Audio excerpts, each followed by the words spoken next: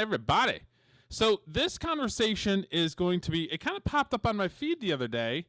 I know that I am friends on X with Justine Bateman. And if you guys know who she was a child star, just like her brother was a child star. And he got a lot bigger. She went behind the camera and she went to college much later to become a director and a writer. So she kind of made a U-turn with her acting career and kind of got into a different part of the film and writing industry. And I'd seen this the other day and I was like, wow, they're talking about a lot of stuff that we talk about. So it's like, okay, we're going to EFAP this. So my main man Julio is here. How's it going, Derek? Just hanging out, chilling. Let me get that off the screen. There you go. Okay. Yeah. Still getting used to the old new setup. Mm-hmm. Yeah, I'm familiar with Justine. I did not watch what we're watching tonight. I figured it'd be better if one of us came in cold. But I did watch an interview with her that somebody else did, and I've been following her on X. And okay. And she's big into indie films, anti-AI. She's like turned into like a based person. Yes. Who knew? Mallory from Family Ties. She doesn't really talk about too much politics in this one. It's more on the creative side, but she's got some damn good points.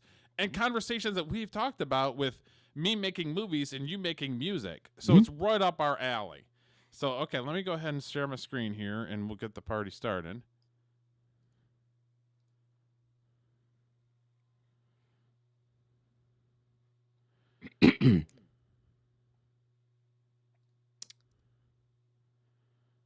Okay, let's see here. It's the best way of doing this. My party already started. I've been in the studio all day. So. Oh, have you? Mm-hmm.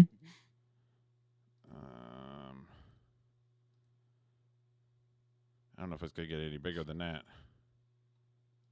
Probably us on top and then on the bottom. Yeah, probably something like that. Out of those options. And then I kind of blow it up a little bit. Okay, cool. So,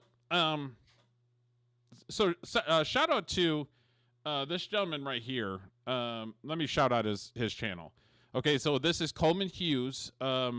He does some great interviews.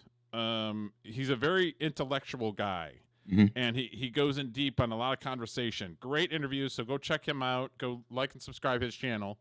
We're going to be talking about his content, so go give him some love. Yep.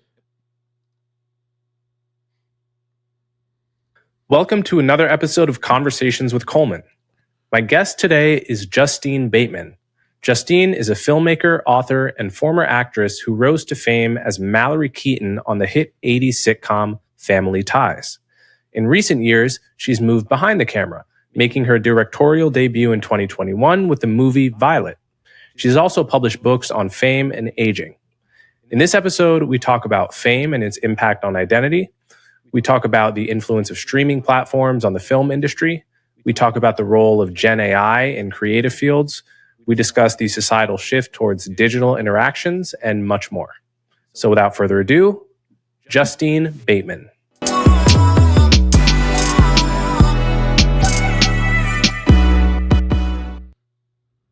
Justine Bateman, thank you so much for coming on my show.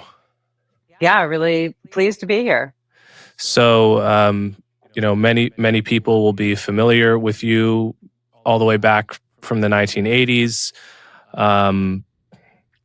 And there's so many different places we can start, but you've written very interesting work about what it's like to be famous, kind of bringing the normal person into the point of view of someone that goes through the entire life cycle of fame in a way that is quite rare.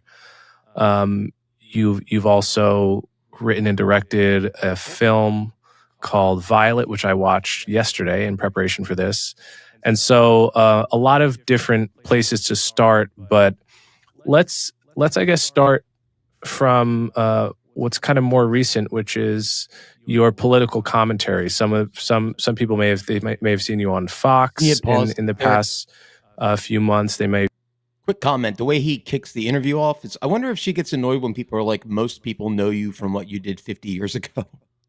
Unfortunately, it's pretty much inevitable. That's how we all know her. That's true. I mean, it's one of those things where it's like, yeah, she she went a different path, but everybody's gonna know her as an '80s child in '80s sitcoms. That's true. I guess she's just now coming back into prominence from what she's going to talk about here and some of her online activities. Because I know when Yeah. I heard about her 8 or 9 months ago talking about the stuff that she's going to talk about, I'm like, oh hell, I remember her. Yeah. From way back in the '80s. So I guess you're right. Which is interesting because she's very based and her brother's not. Yeah, it's interesting how that works. But I think some people tote the line to make it look like they're on the right team. no, she does not, as we will see. She does not, and I like people like that because I don't. Like I want the work to speak for itself. I don't want to be on somebody's team. I want people to enjoy what I write and what I make. I agree. We've seen you in other places talking about partisan politics and so forth. I'm curious, what was your journey from, actor, director to a public commentator on political issues? Well, I'm not an actor. It was a fantastic career long in the past, but just a filmmaker now and an author. And I don't really feel like I make any political comments. I'm just, there's something that happened in the last 8 years that was a suppression of new ideas, of anything that contradicted what was the acceptable list of positions to have, all of that. And the only time we really get a national poll is during, every 4 years during the presidential election. And that national poll said that enough people were like, I'm done with this. And that broke the mob mentality momentum that's necessary to maintain that kind of suppression, that kind of oppression. It was more of a spiritual thing. Like you could, at least in Los Angeles, you would feel the heaviness. Like you could just feel it everywhere you went. And that it broke that. And you could look at other sort of mob mentality situations in over the last, 1,000 years. And there's a momentum that's necessary. And once that momentum is broken, it can't maintain itself anymore. So that's what I've mostly been very excited about. And then I think the only place where I really talk about anything political is and to me, it's just like, are you going to be a leader? And it's pretty funny, is on X, is she'll do a writer's critique on people's posts. I don't know if you've seen that or not. I have. It's hilarious. It is pretty funny. And because I got out of there in 2018, and I didn't feel the heaviness that she talked about, but the work was dwindling, and I couldn't survive with it. Keeps on dwindling and dwindling and dwindling. Like the majority of stuff that I was working on was Viacom stuff. I was working on a lot of reality shows, and then I'd work some indie films and stuff on the side. But the reality shows were kind of paying the bills because that was the hot commodity during that time. I mean, yes, there was movies coming out there, but they were pumping out reality shows because when I moved there in 2008, that's what, like, they didn't have to pay writers. They didn't have to pay all these people. We could just get some cameras and start going. So it's like they could get $100,000 and shoot a show, and it's on TV like within 4 months. Well, I'm not a fan of reality TV for the most part. Sometimes I'll get a kick out of a show here and there, and I always thought that was the bane of television, like Kardashians and stuff like that. But yeah, I don't know, the way you're saying it, it seems like it was kind of an indie mindset. Like, well, we only need $100,000 and some cameras. Let's do a show. So maybe it was a good thing. I wouldn't say all the time, but there was a decent amount of shows where I worked on it where they literally $100,000 a week or a month, and let's go. You know what I mean? Like, the other thing she's talking about is she mentioned it was spiritual. I get where she was going with that. I don't think she meant literally spiritually, but just the the overall vibe of the country Yeah. since And the I know change of you're not a Christian and a spiritual person, but there's a lot of people in California that are Christians that don't say a word with Well, all that's the sad. craziness that stuff in LA has. Because I talked to Salty about it, and Salty's like, yeah, he's like, there's a lot of Christians. I'm like, when I went there, I met some amazing people, but they don't speak up. They literally let the freaking weirdos run everything. It's kind of wild. Yeah, yeah, that's true. But I think one thing that I thought about when she was talking is I wonder why this didn't happen back when you were there, like the first Trump regime. I didn't feel the sort of shift in culture then that I do now. Like now, for instance, say 4 years ago, you'd look at the liberals or whatever doing something crazy, and you'd have to Yeah. kind of deal with it because they were in power. Now you just laugh at them and don't take them Yeah. seriously, which is what Justine Bateman does on her X platform, kind of critiquing liberal TikToks Yeah. for fun, like Yeah, making fun of them. Yeah, it's pretty funny. Yeah, she's good at it. Yeah, she is really good at it. If you are in an elected position or not, because if you're not, get away from us, because you're going to be a danger to our city, our state. And along those lines, I think Gavin Newsom, the current governor of California, and Karen Bass, the current mayor of Los Angeles, have been very detrimental to our state and our city. And to me, that's not political. It's just like, my God, just vote for competent people. You need to vote someone in that can handle your worst case scenario. And if that's not your criteria, then you're just playing games. And when the shit hits the fan, you're going to have an absolute problem, which is what we've seen recently. Yeah.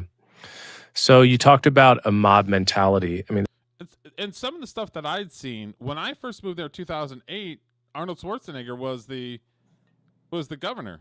The governor.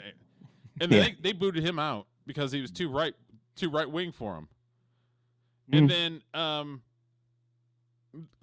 there wasn't really any major earthquakes when I was there. I felt a couple little ones, but nothing that shook people where everybody was afraid and everything. And the wildfires were getting bad. And it was just one of these things where you got the climate change people that are sitting there saying it's climate change when you got people throwing cigarettes out the window and kids playing with matches. And it's just like that type of stuff where it's just like you're not being serious. Like you're trying to use a tragedy or fires for your political gain. Right. The temperature doesn't go up 0.001 degree and everything all of a sudden lights on fire. That's not how science works. So I agree with you. But actually, one of the things she's talking about and you're talking about, like the dearth of jobs, similar to the music industry where now there's really nowhere to make money unless you're super popular. Okay. But in some ways, I'll play devil's advocate. Like when the writers went on strike, was it a year ago or so, right? Yes. Mm-hmm. I thought to myself, they could never write anything again. I wouldn't give up crap. There's enough stuff I haven't watched that I'd like to enjoy. You know what I mean? Like it's having a film industry and a music industry. You're not entitled to it. So it's hard for me to kind of weep for it a little bit. Like people are out doing their own thing now on YouTube, TikTok, Spotify, which I think is good. Yeah. What's up, Scorpio? How is my levels now? I tested it earlier and it seemed like it was okay. You sound good to me, but I'm in the... You're in the zeitgeist. And I did a couple test streams earlier just to see what the levels were, and they were low when I did it before. So that's why I raised it. That's something I talk about on this podcast all the time. And I often talk about what it was like to go to Colombia between 2015 and 2020 when you literally were not allowed to ask certain questions. And the level of social pressure and social punishment that was doled out on people that questioned the orthodoxy, whether it was around race issues, identity, gender, or just not even necessarily political issues. I remember, I had stories of one person that said they didn't like Beyonce, and the whole room had like a meltdown. There's just like a baseline conformity around. That's just weird, right? It is weird that if you don't like an artist, that's crazy. So me, you, and Dave go around and round about different music Mhm. artists, and Yeah. we have Like- not once said, "I hate you, Julio, because you like frickin' this," and I came Dave, close- you like frickin' '80s hair bands. I came close to telling Dave I hated him when he said he didn't like the Beatles, but I just brushed it off. I'm like, okay, kid. Like it's not in my soul to be like, just because Julio hates this, I hate him Mhm. forever. You know what I mean? Well, That's- plus just that's because weird. like it's I would never say I hate like Bon Jovi or whatever. I just don't care to listen to them. It doesn't mean I hate them. Yeah. This is not my thing. I don't know why somebody couldn't sit at a table in Hollywood and say I don't care for Beyonce's music. Like, why is that? Who's that insulting? Yeah. cares? who's that? I don't either. What do you think of that? Yeah. It's just weird that like this cult like behavior and or it's like in your soul that you have to follow whatever the in thing is. No matter Well, what. I think the thought process here was if somebody got a hard time for saying they don't like Beyonce, that probably was automatically turned into whoever the listener's brain was that this person's racist and doesn't like women. Yeah. As opposed I to mean, that's feminist don't like- garbage. don't like Beyonce. Yeah. So Yeah, exactly. Good for I liked her. a couple of Destiny Child songs back in the day, but other than that, yeah, just not my thing. That's all. Yeah, it's I'm not just even not saying my- it's bad. I'm just saying it's not something I listen to. now I'm notorious for getting in my car and just jamming, and she's not one of the people that I jam. Right. Not on my playlist. It's not on my playlist. Sorry. certain things Uh-huh. that you had to like. And it was actually difficult to describe to people that were not a part of it, because some of the stories I had were so outlandish that they almost felt made up, but you actually couldn't make that up. You couldn't really make them up. So that's just a way of giving you a little bit of where I come from and the kinds of things I've talked about on my show. Yeah. I'm curious as I guess my perception of you is that you must be a Hollywood insider. You must know a lot of people in Hollywood. I don't know if that's accurate given that your acting careers in the past, but my real question is like, what window can you give into what it is, what the culture of Hollywood is like in these mob mentality respects? Oh, sure. Yeah, acting's in the past, but I'm, been in the business since I was 16 years old. It's actually, you're actually wind up in a much better position once you're a screenwriter and director or producer, because you are gathering people into your film versus being somebody who's, auditioning to be included. So yeah, I've been in the Good point. business since 1982. And yeah, I know I mean, my film was exactly that. Here's my sandbox I'm creating. Come play in my sandbox. I thought that was a very good point you just made. It Yeah. made me think for a second, and I thought of you and your movie and me. Like when I'm with my band, I'm like, well, I wrote this song, so here. You wanna play this, I just play this. wish that people would take more ownership of said sandbox, but they didn't. They literally did their thing and then skedaddled. Which I if I'm working with somebody close with somebody, I'll at least bring some value to it. I mean, shoot, Dave, I'm booking guests for Dave Mhm. because it was like I'm adding value to me being there. I'm earning my spot. And it's like, I'm an entertainment guy. I'm a production guy. So it's Mhm. like I just use what the good Lord gave me, the abilities. Mhm. You know what I mean? So that's like I was just booking stuff, and it's like if Dave doesn't want to have that, I always went to him and said, "Hey, do you want to interview these people?" And he would either say yes or no. You know what I mean? But it's just here- one of those things. Is I always feel like I have to add some sort of value. Sure, I agree. I did intros for we both Yeah. do a lot, but to her point, like taking control of your creativity and reaching out and hope you find people that want to be part of your vision. That's Yeah. as a movie writer like you are, songwriter like I am, that's the best part of it. Is that you do something and everybody's like, I want to be a part of that. Yeah. You know, I want to play on that or act in that. That's great. And I think that's what she's getting around to. Like, she controls her creativity and she thinks that's a good thing rather than relying on Hollywood as I don't even know what the word is. It's just this weird entity to give you all your power. Yeah. Unfortunately, that means you have to have money, which I would imagine she might have some money.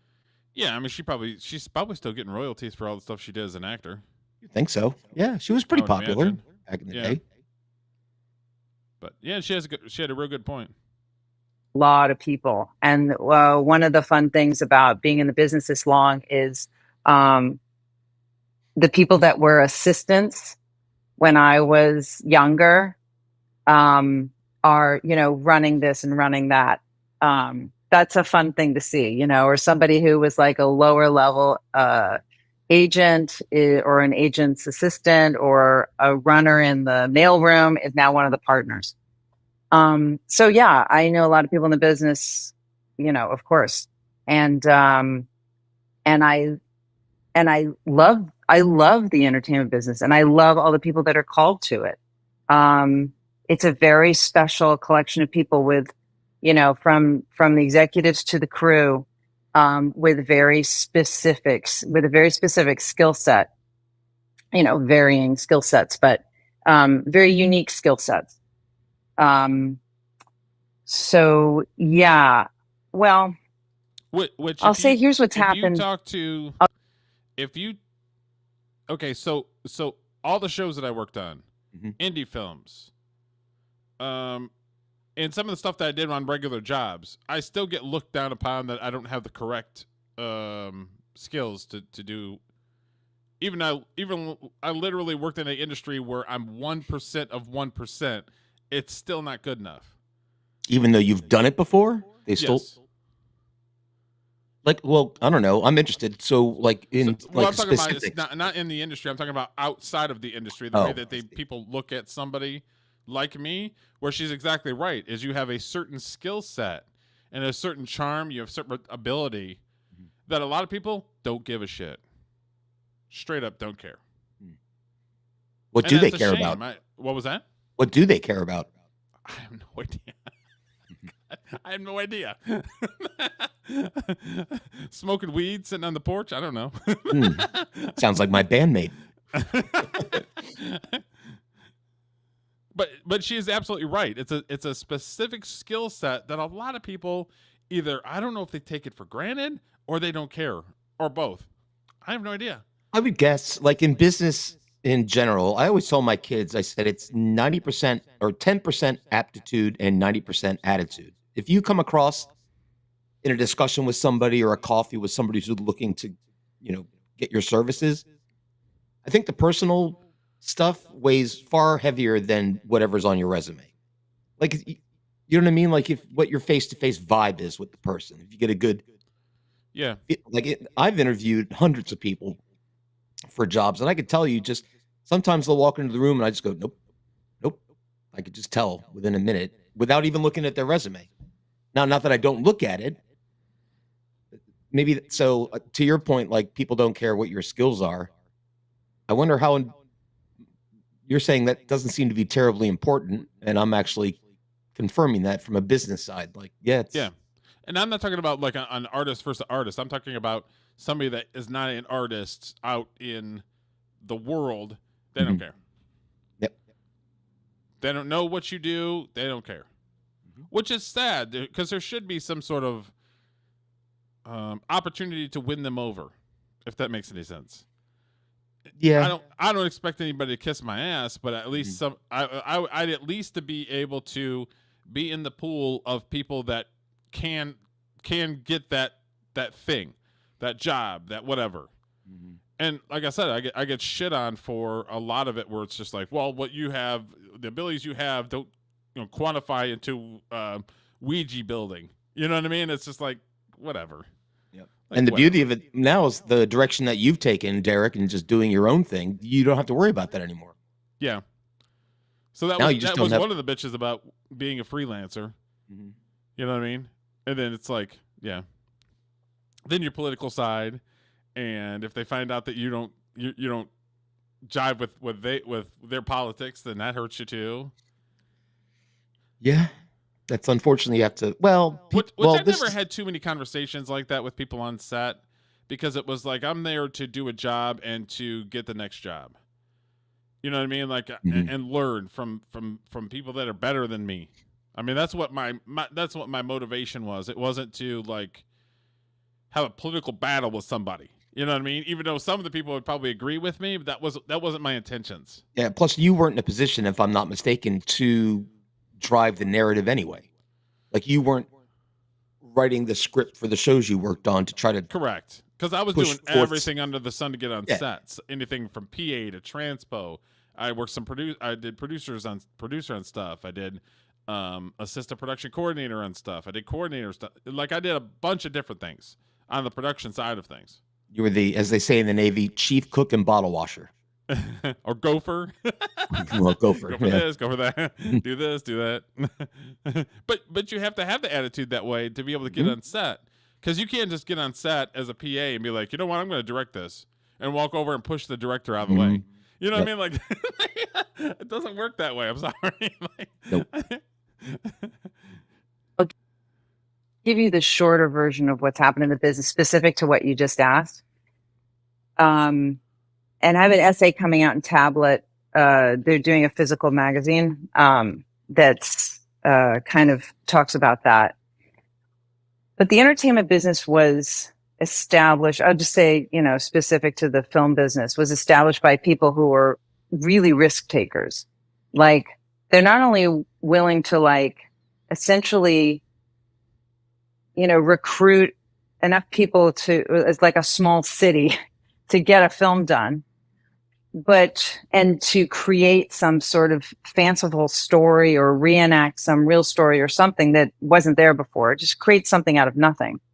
They're also willing to, in most situations, it's rare to not have this, but you're willing to earn a living where you're not sure how you're getting the next check. So it's a constant, you are a risk taker financially, you're a risk taker emotionally, creatively, everything. You have to be. That stopped. And it's funny, I went to school late in life. So I was at UCLA from 2012 to 2016. So I was like the bash right before you were there. At UCLA, I said that, yeah. Yeah, and I'm really glad I wasn't there during that shutdown time. I would have been really sad about that. Anyway, we can get into education later, but in entertainment, what happened, I believe, about, well, there's other things, and not to make this too long of an answer, but and I've written essays about this, how the tech companies, once they decided to use our work as content for their websites, they changed a lot of things. The way work is treated, the way work is spoken about. They don't call them films and series. They just call it content, because it's just stuff for their shelves, really. They changed the financial ecosystem in a lot of ways that are extremely detrimental to the filmmakers and the crew and everybody involved. But one of the things that happened to the film industry, for a couple of reasons, they lost their North Star. They lost their North Star of outstanding work. Meaning, that was always the goal before, and there was room for all kinds of work. There were B films and so-so TV series, but like, the goal was this excellence. You wanted to be associated with something really good, and not just something that like lasted beyond this era. And it was shameful to do something for money. And sometimes you had to, but you didn't feel good about it. And what happened like 8-10 years ago is you had this streaming situation. You had a lot of... Yeah, could you imagine being a production assistant on Star Wars Mhm. and then having to go and work some B-level indie film when it's like you worked on something that was that broke the industry wide open back then. Mhm.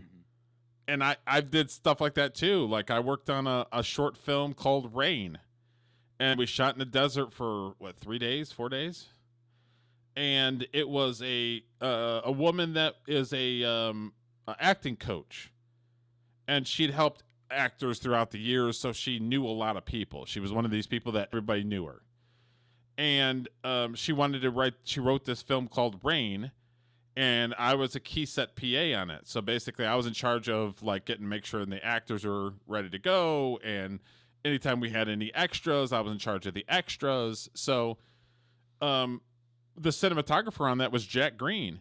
Jack Green has 2 Academy Awards. He was Clint Eastwood's cinematographer for 30 years. Mm. So I just got to sit back and literally watch this man work, because it's like he's the top of the food chain. The dude won 2 Oscars for cinematography. And he was working on a short film. Yeah, he was working on a short film because he was friends with the lady that was the producer and director. Because, like I said, she was a I wouldn't say I don't know if she was a very famous, but she was a very well known acting coach. Okay, so that's another instance of it's not what you know, it's who you know. Yes, it seems like. But as a key set PA and still trying to get and maneuver my way through the industry, I get to work with freaking Jack Green. Are you kidding me Awesome. right now? Yep. So all I do is shut up and learn. Mm-hmm. You know what I mean? So it's like, that's all you can do. What are you going to tell this guy that he doesn't already know? Nothing. Shut up and learn. Yeah, he already knows the end of your question that you're going to ask, Exactly. so don't ask.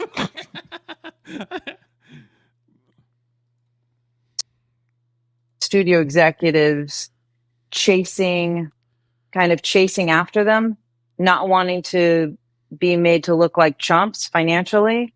So they started following that business model. That really screwed things up. And they also started following that North Star in as far as how they relate to the work. The studios started looking at the films and TV series just as content and started making, there's exceptions to this, of course. There have been some good work over the last 10 years, but the focus became volume content. And I can tell you, I watched 4 films in the last 3 days. One of them was good. The other 3, big stars, lots of money, I know. Shit. Mm-hmm. Absolutely terrible. Phoned in performances by actors who are good actors. Mm. Bad script. Bad direction, phoned in direction. Passable production values.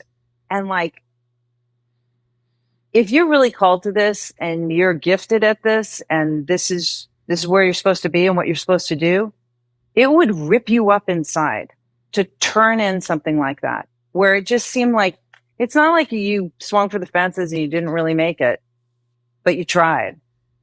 No, this was like, it looked like you were paid to not care. Mm.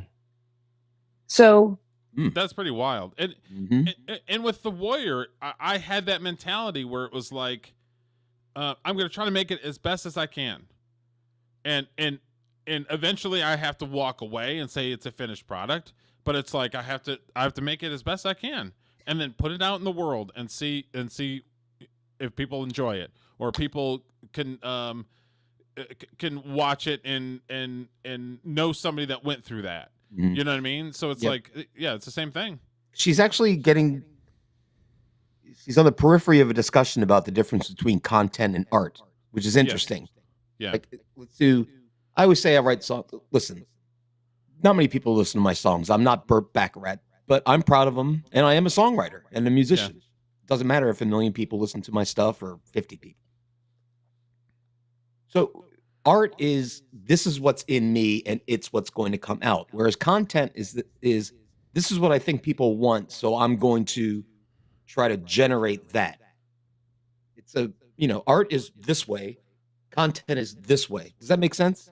Yeah. Like you're not making what's in your heart or in your brain. You're making what you think other people want to see. And I think like my film doesn't fit in their narrative because I don't have a star in it.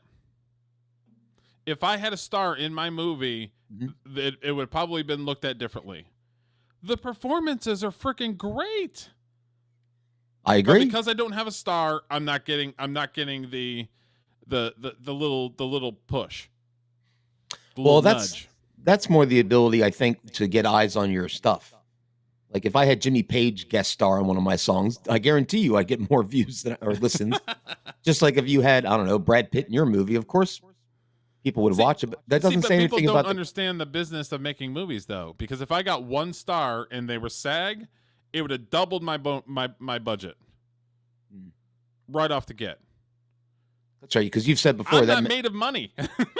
well, and that would mean the whole production would have to be SAG, right? And then that's just outside of your budget, Correct. and it wouldn't have happened. But regular people don't know this.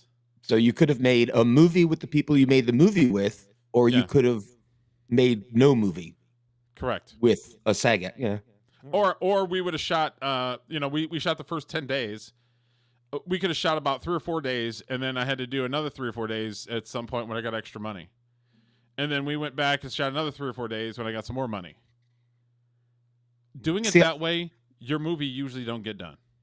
Yeah, see, I don't think that's a thing in music as far as I know. It's not like anybody can have a band and you can have, that guy's going to be our bass player because he provides the weed. I don't care if he's, you know what I mean? Union. I don't think that's a thing. Maybe in orchestras and stuff, there's probably a union for he provides those people. The weed. Yeah. That's great. Literally, my bandmate today is like, "Oh, look at this old demo," and we listened to it. I'm like, "I never heard this. What's this?" He goes, "I wrote for, with the guy who provided me my weed. Used to deliver my weed." I said, "All right, what's pretty good, man?" He goes, "I'm reclaiming it." I'm like, "Let's do it." That's a screenplay right there, where like it's just it's like a ragtag band that people just have their like. That's a weed guy. Mm-hmm. He's not any good, but we keep him around because he provides. Yeah. He has a good skill set. Derek. And could you imagine that ragtag band where the guy just provides weed and they have a hit song? Could you imagine that? Just some random song becomes a hit. Oh, so where did you learn how to play bass? Did you go to Juilliard? Oh no, man! They just handed me a bass while I was there delivering weed. It's only 4 strings. How hard could it be? That's pretty funny. Sorry, the component that relates to what we were talking about, that oppression, the shutdown. They started through all of that behaving a lot more like a corporation than anything to do with making films and series, in that they were very much reacting to the loudest 1,000 people on social media who are committed to being angry about anything. Put a plate of pudding in front of them, they're going to get mad about it. Anything. And I think that is a lot of like intimacy through injury is what I call it. Like you want connection with people, and it's a lot faster to get that connection through conflict than it is through, developing a friendship or something like that. And we've talked about this. Those people are not watching your shit. They're not listening to your music. They're not playing your video game. They're not they're not reading your comic book. Those people are not they're not doing anything with that content. All they're doing is bitching. That's all they're doing.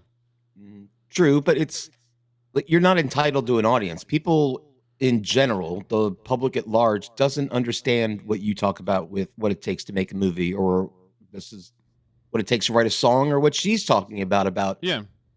Nobody, 90% of the population doesn't care. They just want to escape life for an hour and a half and watch content. Yeah, they don't care about the process. They want to see the end result. Right. And for any artist to expect and think they deserve an audience because they're an artist, that's pretentious as far as I'm concerned. That's not the way the world works. Yeah. It's never worked that way. Unless you're Jimi Hendrix or something, just pick up a car. Well, I mean, if you're Jimi Hendrix, that's a whole different, right? I mean, there's only one of him. What's this? Immediately knows how to fucking play guitar. I know. So they started reacting to that, and they went into this fear mode. And you saw a lot of reboots, a lot of remakes, a lot of sequels, a lot of, creative fear and financial fear. And that was it.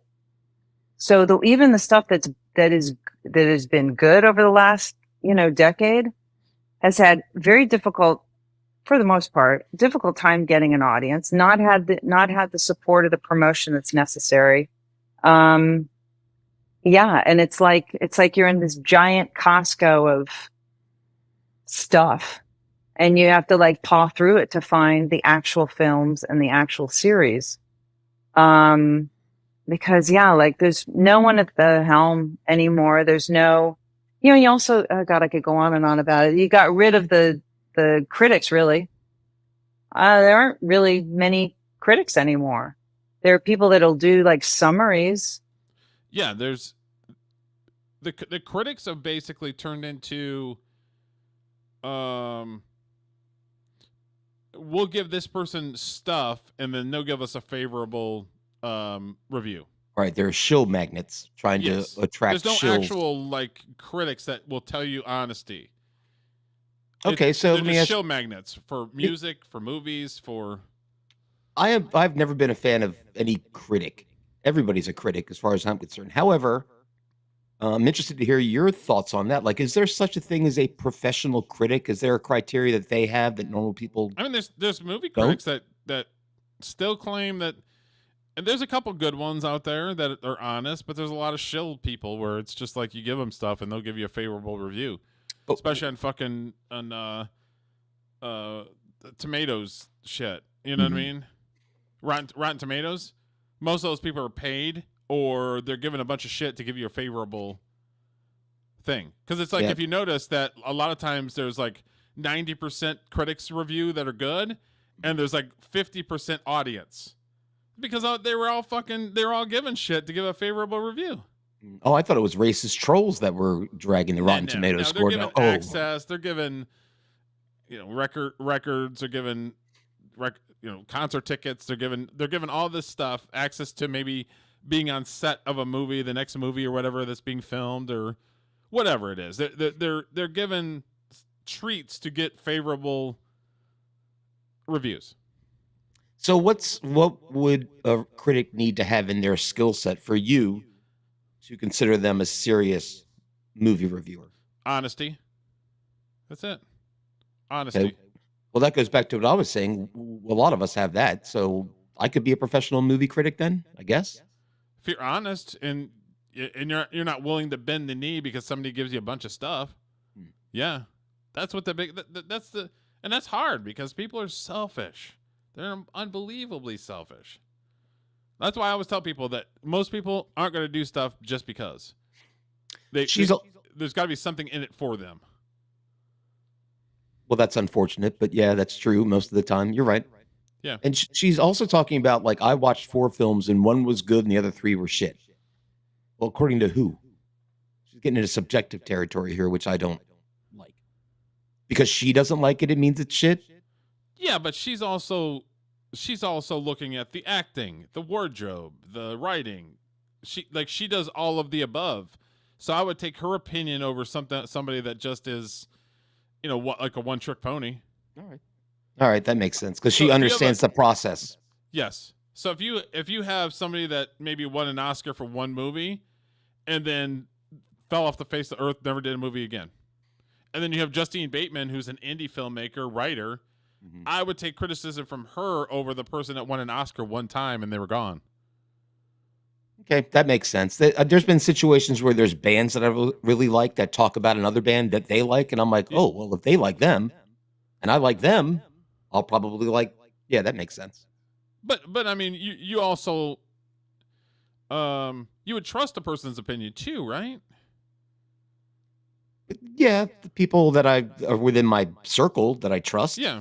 I mean, outside of people they know, give you a good opinion or a bad opinion, you trust them enough that you would absorb that information and say, yeah, you know what, they actually have a pretty good point.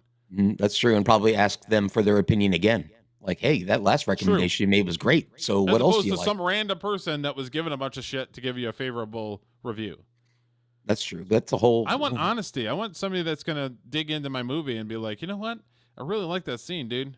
Mhm. Or this scene wasn't that great, but this scene was awesome. Okay, so well, hold on. I'm sorry to hold it up here for a second, but No, it's all good. I am not a filmmaker, script writer, actor. Don't know anything about it. If I said, "Hey, Derek, this scene I didn't like. I didn't think the acting was very good," would you take me seriously? Because I don't know anything about the process. If you gave an honest opinion, Mhm. I would take it into account. Even though you don't have the skill set, if you're giving an honest opinion as a viewer, or because there's probably some stuff in there, it's like, I didn't really think about it that way. You know what I mean? But I would look at it I would look at it differently from a viewer versus somebody who's in the industry or somebody who's a writer. I would look at them differently. I would take their opinions differently. See, I'm the opposite in that sometimes, like I've shared a short demo with you of something I was working on. Yeah. I share it with my daughter. My daughter doesn't know anything about music. That's why I sent it. Yeah. Because I want to hear, okay, what's somebody on the outside think? Am I too inside of my art, so to speak, to not get it? So I think it's helpful. Sometimes Maybe it just takes another person's ear. Right. It's like, I understand that they're not an expert, but just give me your honest, like what you think right off the get, like your honest opinion. Yep. And as the creator of a song or a movie, then I have the right to either take that advice to heart or go, I get what you're saying, but I'm not changing. So if that person listened to that music and then came back to you like 2 weeks later and said something about it, versus you had them listen to it and immediately after the thing they gave you like, I like that song, like, that you played me, and I like this part, I didn't like this part. You know what I mean? I think it would be more honest if it was up front, like I agree with the you. music and they're not sitting on it trying to think about it. Because if they're thinking about it, I understand that, but they're not they're not educated enough in the process to be able to give me some long diatribe about the process when they don't know about the process. I want your honest opinion, like right now. Yep. No, I agree with you 100%. I'd rather somebody insult me in a minute than sell me a line of bullshit in a week. I really hated that. Yeah. I'm like, just tell me you hate it up front. That's fine. Yeah. Because the way I look at it is that one person that's giving me their honest opinion 5 minutes after they listen to the song, there's other people that are going to be the exact same way. So it's just a sample size of how other people is going to react to it. Yep. And then you have to take, well, you don't have to take into account, but there's several layers. Like it might not, if I send a rock and roll song to somebody who I know likes country music and doesn't like rock, well, they're probably not going to like it. So I have to take that into account too. And there's layers and layers and layers of critique. It's true. So even with professional critics, some of them just don't like sci-fi. So they're going to give a shitty review to sci-fi, mostly because they don't like it. Not because the movie's bad. There's a lot of people in the indie space that are horror guys. I don't like horror movies. They're okay. No, me neither. I'm with you. No. So there's a fraction of the people that do indie films that we're not gonna look at the world the same way because they like horror movies and I'm not a huge fan, and that's okay. That's okay that we are different. You know what I mean? So Justine Bateman is kind of one of us, so to speak, in that she wishes the world would appreciate heartfelt art. Yes. Unfortunately, they don't. And the process of making it, correct. Or at least just an appreciation for the process. You don't necessarily have to know what's going on to appreciate how you got from point A to point B. You know what I mean? I think that's for the creator to hold. That's like you remembering all the things you did to create your movie. That's special to you, I would imagine. Yeah. That's what it brings a sense of pride to what you did. Like, look, they might not know I did all this stuff, but I know I did. Yes. That kind of way of thinking. Of some project that was released. Sometimes you'll find some good critics, like accidental critics I've read some, sort of film bloggers that really watched the film, really know the history of filmmaking and could see where the influences were and what the metaphors were and things like that. But gosh, I don't really see that mainstream much at all. Yeah, I mean, I grew up like going to the movie theaters like multiple times a month with my family. It was like a family thing, and as one gets older, I always ask myself, do I think that there was a golden era just because it's when I happened to be a kid and a teenager and I'm looking through at the past through rose-colored glasses? Or is it actually the case that there was a golden era and that era has passed? I think about this with music too. And, I go back and listen to music from the 60s and 70s, and it kind of feels like a golden era, even though I didn't grow up with that music. So that makes me feel that maybe I am being kind of objective when I say that like the 90s and 2000s was a golden era for just really good films. There was like a lot of good films being made, high quality. Some of them were mass appeal, some of them were niche appeal, but there was just really good storytelling that was happening. And I agree with you. It's not that doesn't happen today, but it does seem like it happens at 1/3 the rate it did a few decades ago. And I'm curious, like, what are the deep drivers of that? Is it, do you think that the best storytelling has moved from films to streaming? Because this is something that a lot of people will say. It's not that the storytelling doesn't happen anymore. It's that now it's on HBO Max and Apple TV and Netflix as opposed to at the movie theater. Oh, I don't even think we can make a distinction between the two. Agree. We can make a distinction between the effort that's going into like TikTok videos and YouTube channels. And I mean, that's definitely changed the whole talk show circuit, like, anyway, there's that. But I think I don't know that we can make a differentiation between streaming films and series and films that are in theaters and series that are on TV. There was a point where there was a difference. There were,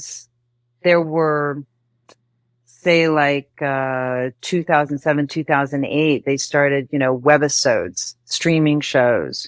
And the first one that had a serious budget and serious stars and a serious script and a serious director was House of Cards, which right. I remember think that was 2012, 2014. I don't have the date right, but somewhere around there. What? Okay. And then, which is something I was like pitching in 2007, and they're like, nobody will ever watch anything more than 3 minutes.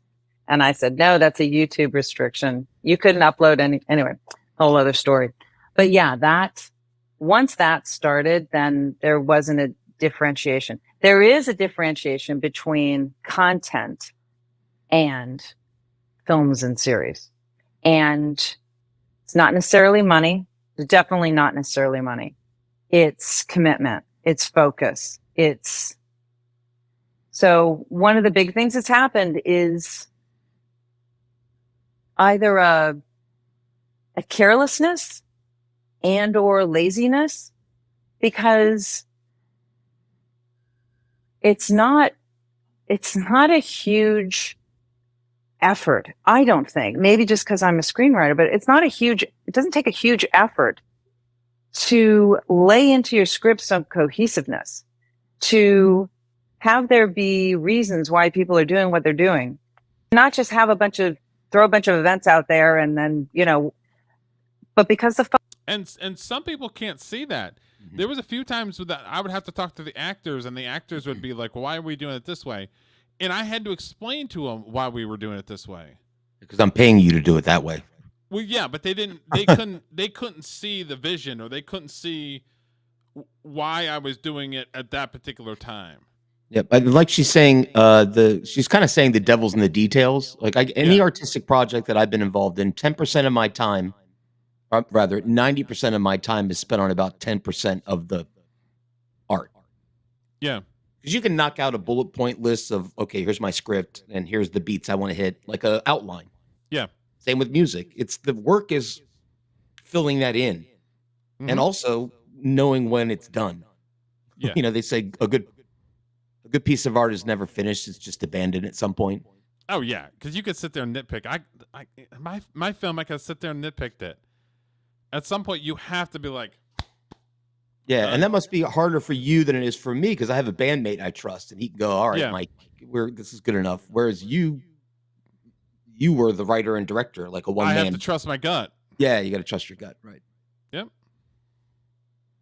But what I was getting at with the actors, if the actors feel that way, what does the audience feel? Are they not going to understand what's going on? No, I don't think most of the audience understands what's going on. I don't think. Nor they do I think they care. Nor do I think an artist has the right to assume they would. True. But yeah, you're right. The devil is in the details, and if I didn't do those details, then I would have a problem with it. Mm-hmm. Nobody else would, but I would. Mm-hmm. Even if the person doesn't see it. Yeah. Yep. Which is art's weird like that, where it's like I'm a snob when it comes to art, and a lot of stuff that I'm snobby about, like most people could give a shit about. But if you take pride in your art, you don't want to take shortcuts and just throw it out there half finished. Unless you trust somebody and here's a demo of 2 minutes, check it out. What do you think? Because when I share stuff with you on occasion, I'm like, well, Derek gets half finished stuff, so I assume you'll kind of get that. Yeah, but most people wouldn't. Most people don't care. They don't care about the process. Kind of see the direction that it's going. Kinda, yeah. I may not understand 100% of it, but I'm looking at it like, okay, I see where where he's going with it. You know what I mean? For sure. There's a little slice of pretentiousness in her that's sort of bugging me, so I'll be interested to see if that goes away as I continue to listen to her talk. That might have just been her being in the industry for so long. There is going to be a little bit of a chip. That's fair. I would think. I think I got a little chip, so.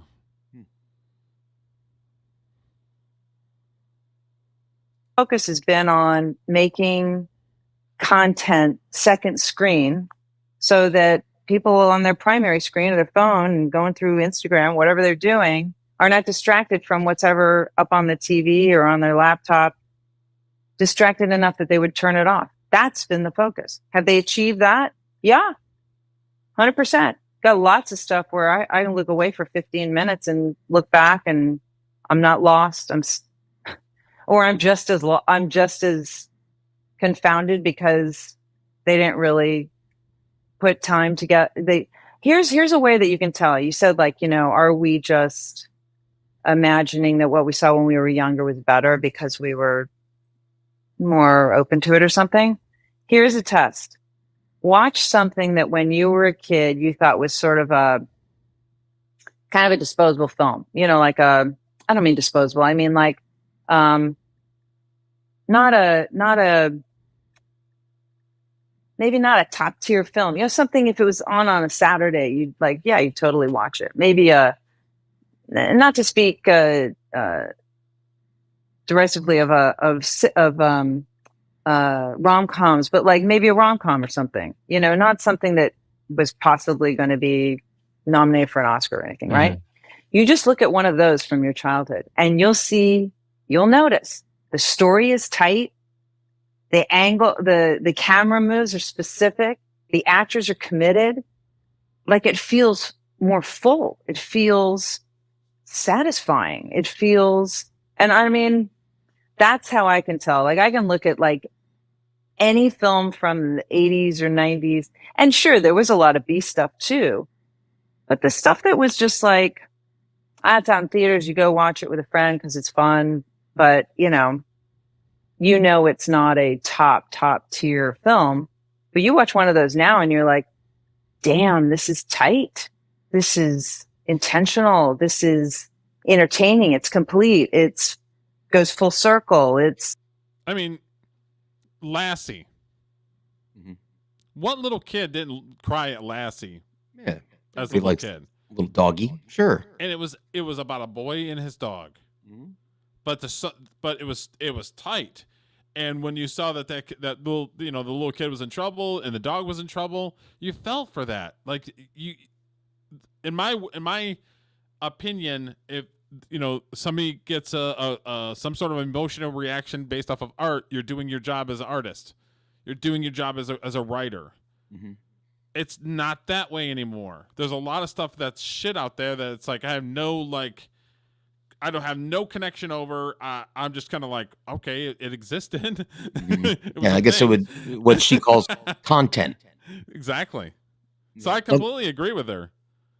I think she is mentioned. She's saying she watches movies back when she was younger. I think all of us are susceptible to that nostalgia thing in our head. Like I'll listen to music or watch a movie from the 80s, which we're going to talk about tomorrow, which I'm excited Yes. about, Mhm. that I think of fondly. And I'm not 100% sure it's because the movie's that great. It's because it just reminds me on a subconscious level sometimes even back to a simpler time.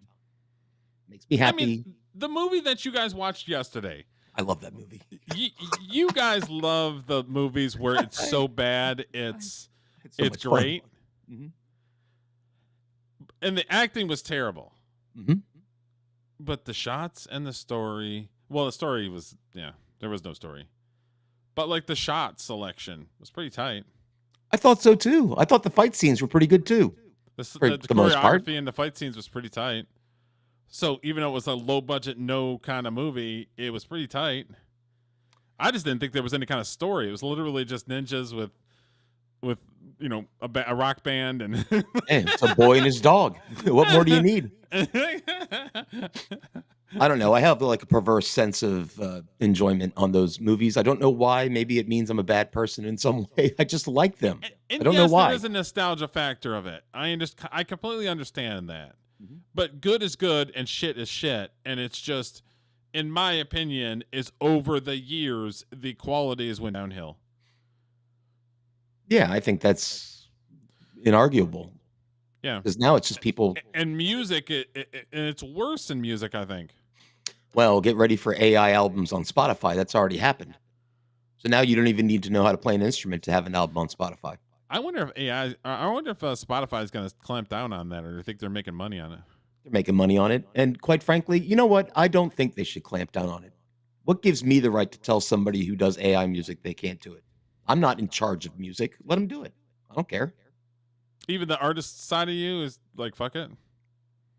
It's not my problem. I don't use it in my songs, but Yeah. I'm not here to tell anybody what they can and can't do. If they take enjoyment out of it and maybe make some money off of it. See, I'm a purist, so that shit pisses me off. Yeah. I mean, if I thought about it for more than, 60 seconds, I'd probably get a little annoyed too. Yeah. But it's like she's saying about her point about second screens is perfect. Yeah. Nobody that's under the age of 30, and I have 4 children under the age of 30, stares and watches a movie. It's always on another screen. They're playing a video game. We do that too. Yeah. Video game on one screen, stream on the other. The only time I ever really pay attention is if you say, hey, we're going to review this movie, then I'll watch the movie and pay attention to it. But other than that, I've always got things like phones ringing here, video game here, streaming over here. You guys were watching a movie. I was in chat playing a video game as I was watching you guys. So the audience that Justine Bateman thinks she's entitled to does not exist anymore. And I'm sad for her that that's the case, but that's the case. Well, I understand that, but in my opinion, it's sad, though. Because I do it once in a while.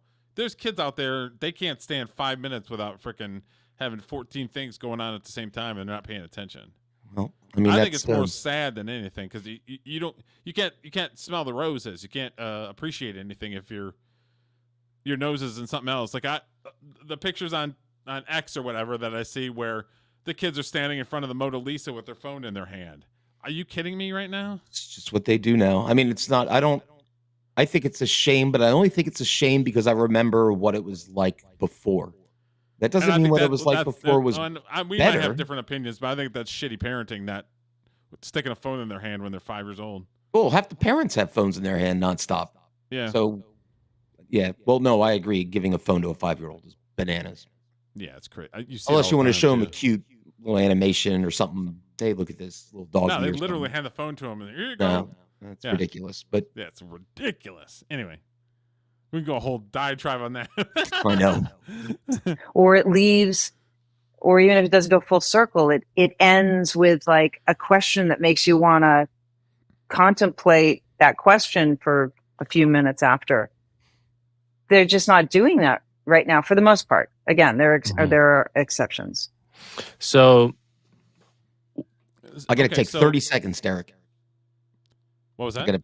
I got a text. From somebody who never texts me unless it's a problem. So just give me 30 seconds. I apologize. Okay, so what I was going to say to Julio is doing his thing is, when you're called to do something and it's something that deep down in your soul you're called to do, and when somebody doesn't, and somebody else is not like that, or they don't appreciate the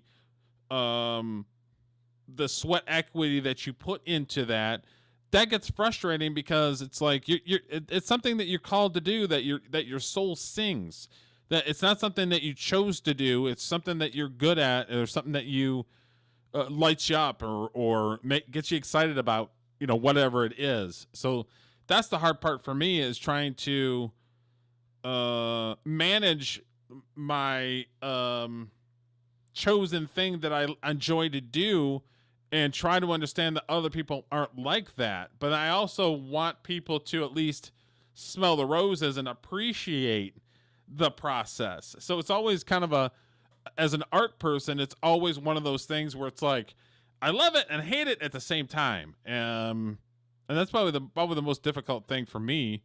I don't know if Justine's talking about that, but it's a pretty good point.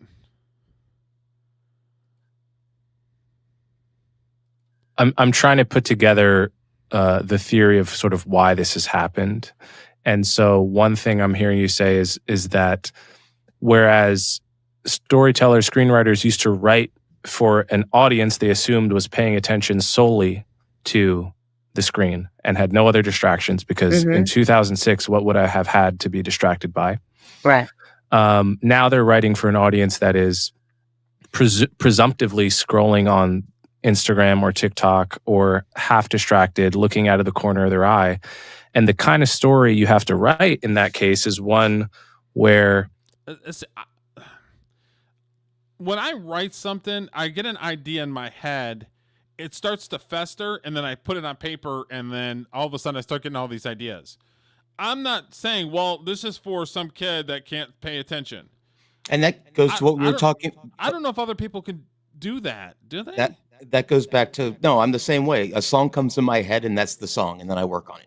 Yeah, but you're not thinking like, I'm going to take a shortcut, or I don't give a shit, so I'm just going to throw something out there. Maybe somebody that's high up, who's getting paid a freaking salary, that doesn't give a shit, and they're just trying to force stuff out onto their app.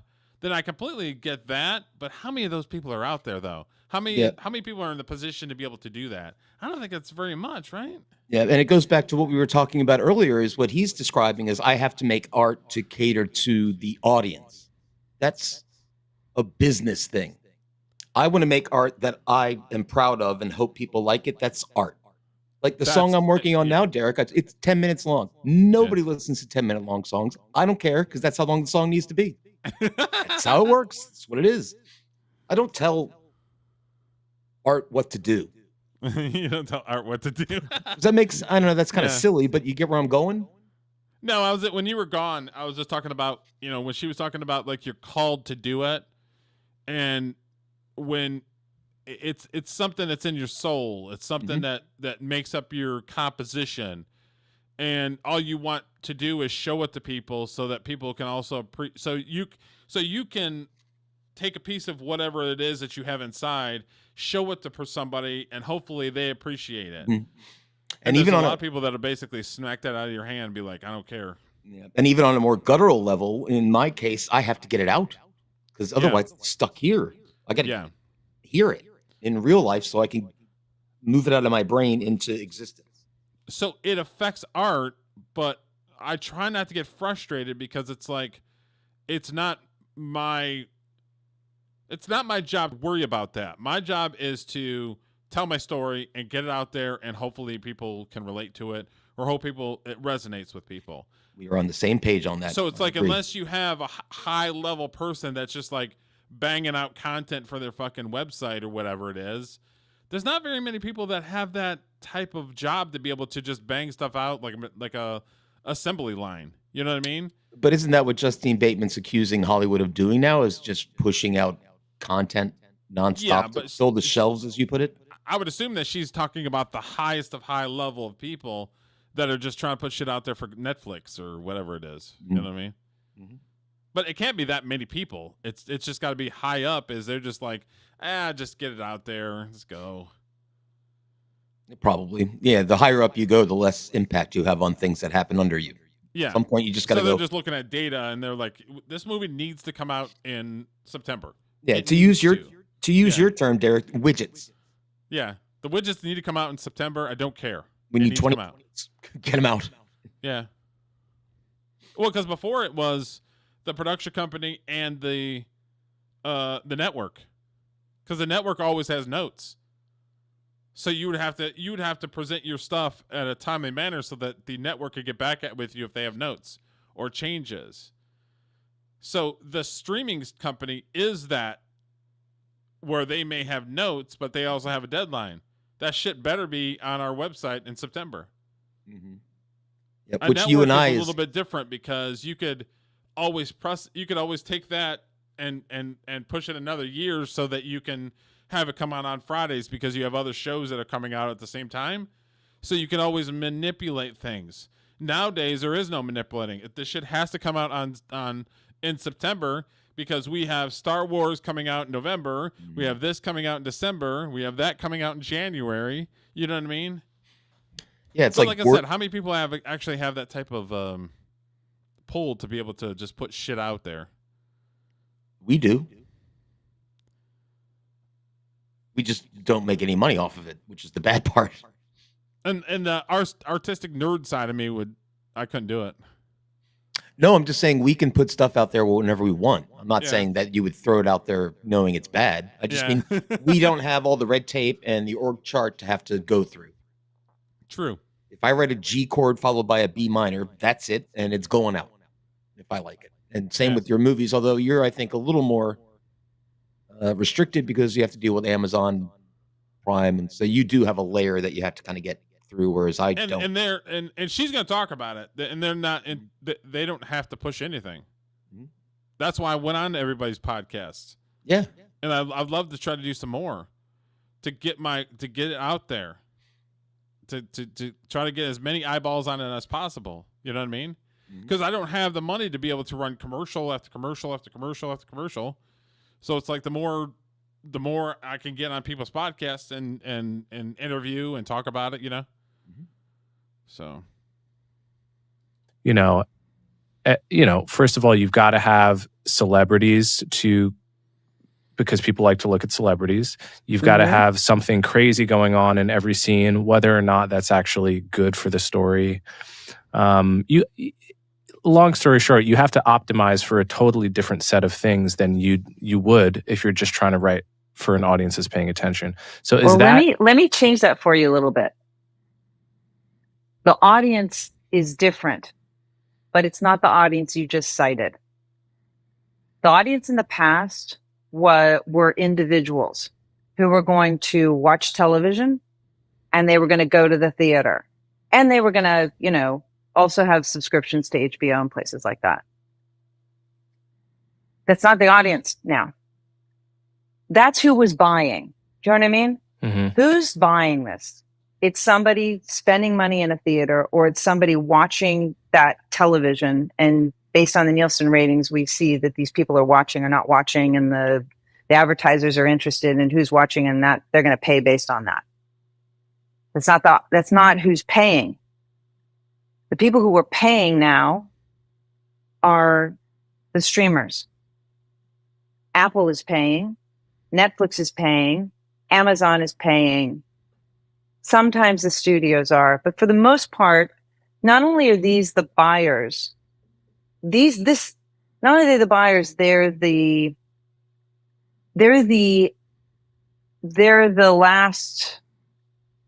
last kind of. she has a good point. Okay. So, okay, when I was a little kid, I loved the Rocky movies. sure. Okay, I didn't go to the theater and watch the first Rocky because I was too little. Mhm. But when Rocky 2 and Rocky 3 came out, I went to the movie theaters. So I have money into the ticket. I have money in popcorn. I have, a couple hours to invest in the experience of going to watch those movies. Everybody's, chanting for USA, USA, Mm. and all this other stuff. Okay, I'm paying for that experience. I have an investment. Now that you can get a movie that is a big draw on a streaming service, you're only paying your $7 a month, and whatever gets on there, this kind of looks okay. Mm-hmm. So you don't have as much interest because there's not as much money coming out of your pocket unless you have 20 streaming services. If you have one, and it's like, oh, I want to see Happy Gilmore 2 that came out a couple, last week or whatever it was. If I have an indie film that's on Netflix during that time, I might get a little love, but they're not coming to Netflix to see me. They're coming to Netflix to see Happy Gilmore. Mm-hmm. So you don't have the budgetary interest to go any further in the transaction, is what I'm trying to say. Okay. And that's a problem, especially for people like me. That's a problem. She's saying that people rely on streaming services. You're talking about streaming services. You know what I think streaming services rely on more than anything else? Forgetfulness. People will forget they have a subscription. That they and have they'll one. forget Oh, yeah, to cancel it. absolutely. I guarantee you they make at least a quarter of their money on people who have forgotten they have. Like, oh man, I didn't know. I remember I did this, or I remember. Yeah. I've done that myself. I have a friend's like, hey, you got Peacock? There's a WWE pay-per-view I want to watch. So I'm like, I don't know. I think I do. I don't remember. You kind of understand what I'm saying is it's, back then when you went to the theater and you had the whole thing, you had money invested in that. So of course your attention span was going to be higher because you're paying for that experience. If it's on a Netflix, yeah, you're paying for that to see that particular movie, but you're not paying for the experience. Maybe you're paying for the experience to be sitting on your couch. I have no idea. Yeah, I don't go to see many movies, but I'd say 70% of the reason I go to see them is either A, one of my kids wants to go see it with me, or B, I just want to go to the theater and have some popcorn and watch them. It's like I kind of like the theater experience. I like the popcorn. You get a soda. Yeah. Sit down. But I think the appreciation for the effort or the whatever is dwindled because of you're not spending that extra money for the experience. See what I'm saying? Yeah, that's fair. I got you what you're saying. don't have anything invested in it, so you're like, well, I don't give a shit about that. It's just some whatever. Mm-hmm. I think back then it was a little different because your options were limited. You were spending money for the experience. Mm-hmm. So things have changed, not for the good, in my opinion, because it's the appreciation for the art isn't there anymore. Would agree. Even if it's good or shitty, the appreciation isn't there anymore. Mm-hmm. Which is, in my opinion, is sad. And hopefully one day people start getting more appreciative, but honestly, I don't think so. Doesn't seem to be going that way. Depot for your project, even if it's a Sony project and you're releasing it in theaters. I say Sony because they don't have an online outlet for themselves, but that's where it winds up. Those are your buyers. That's your audience. That's who you're making your project for. You're not making it for human beings. I mean human beings. You're not making it for the actual human audience. Yeah. You're making it for these companies.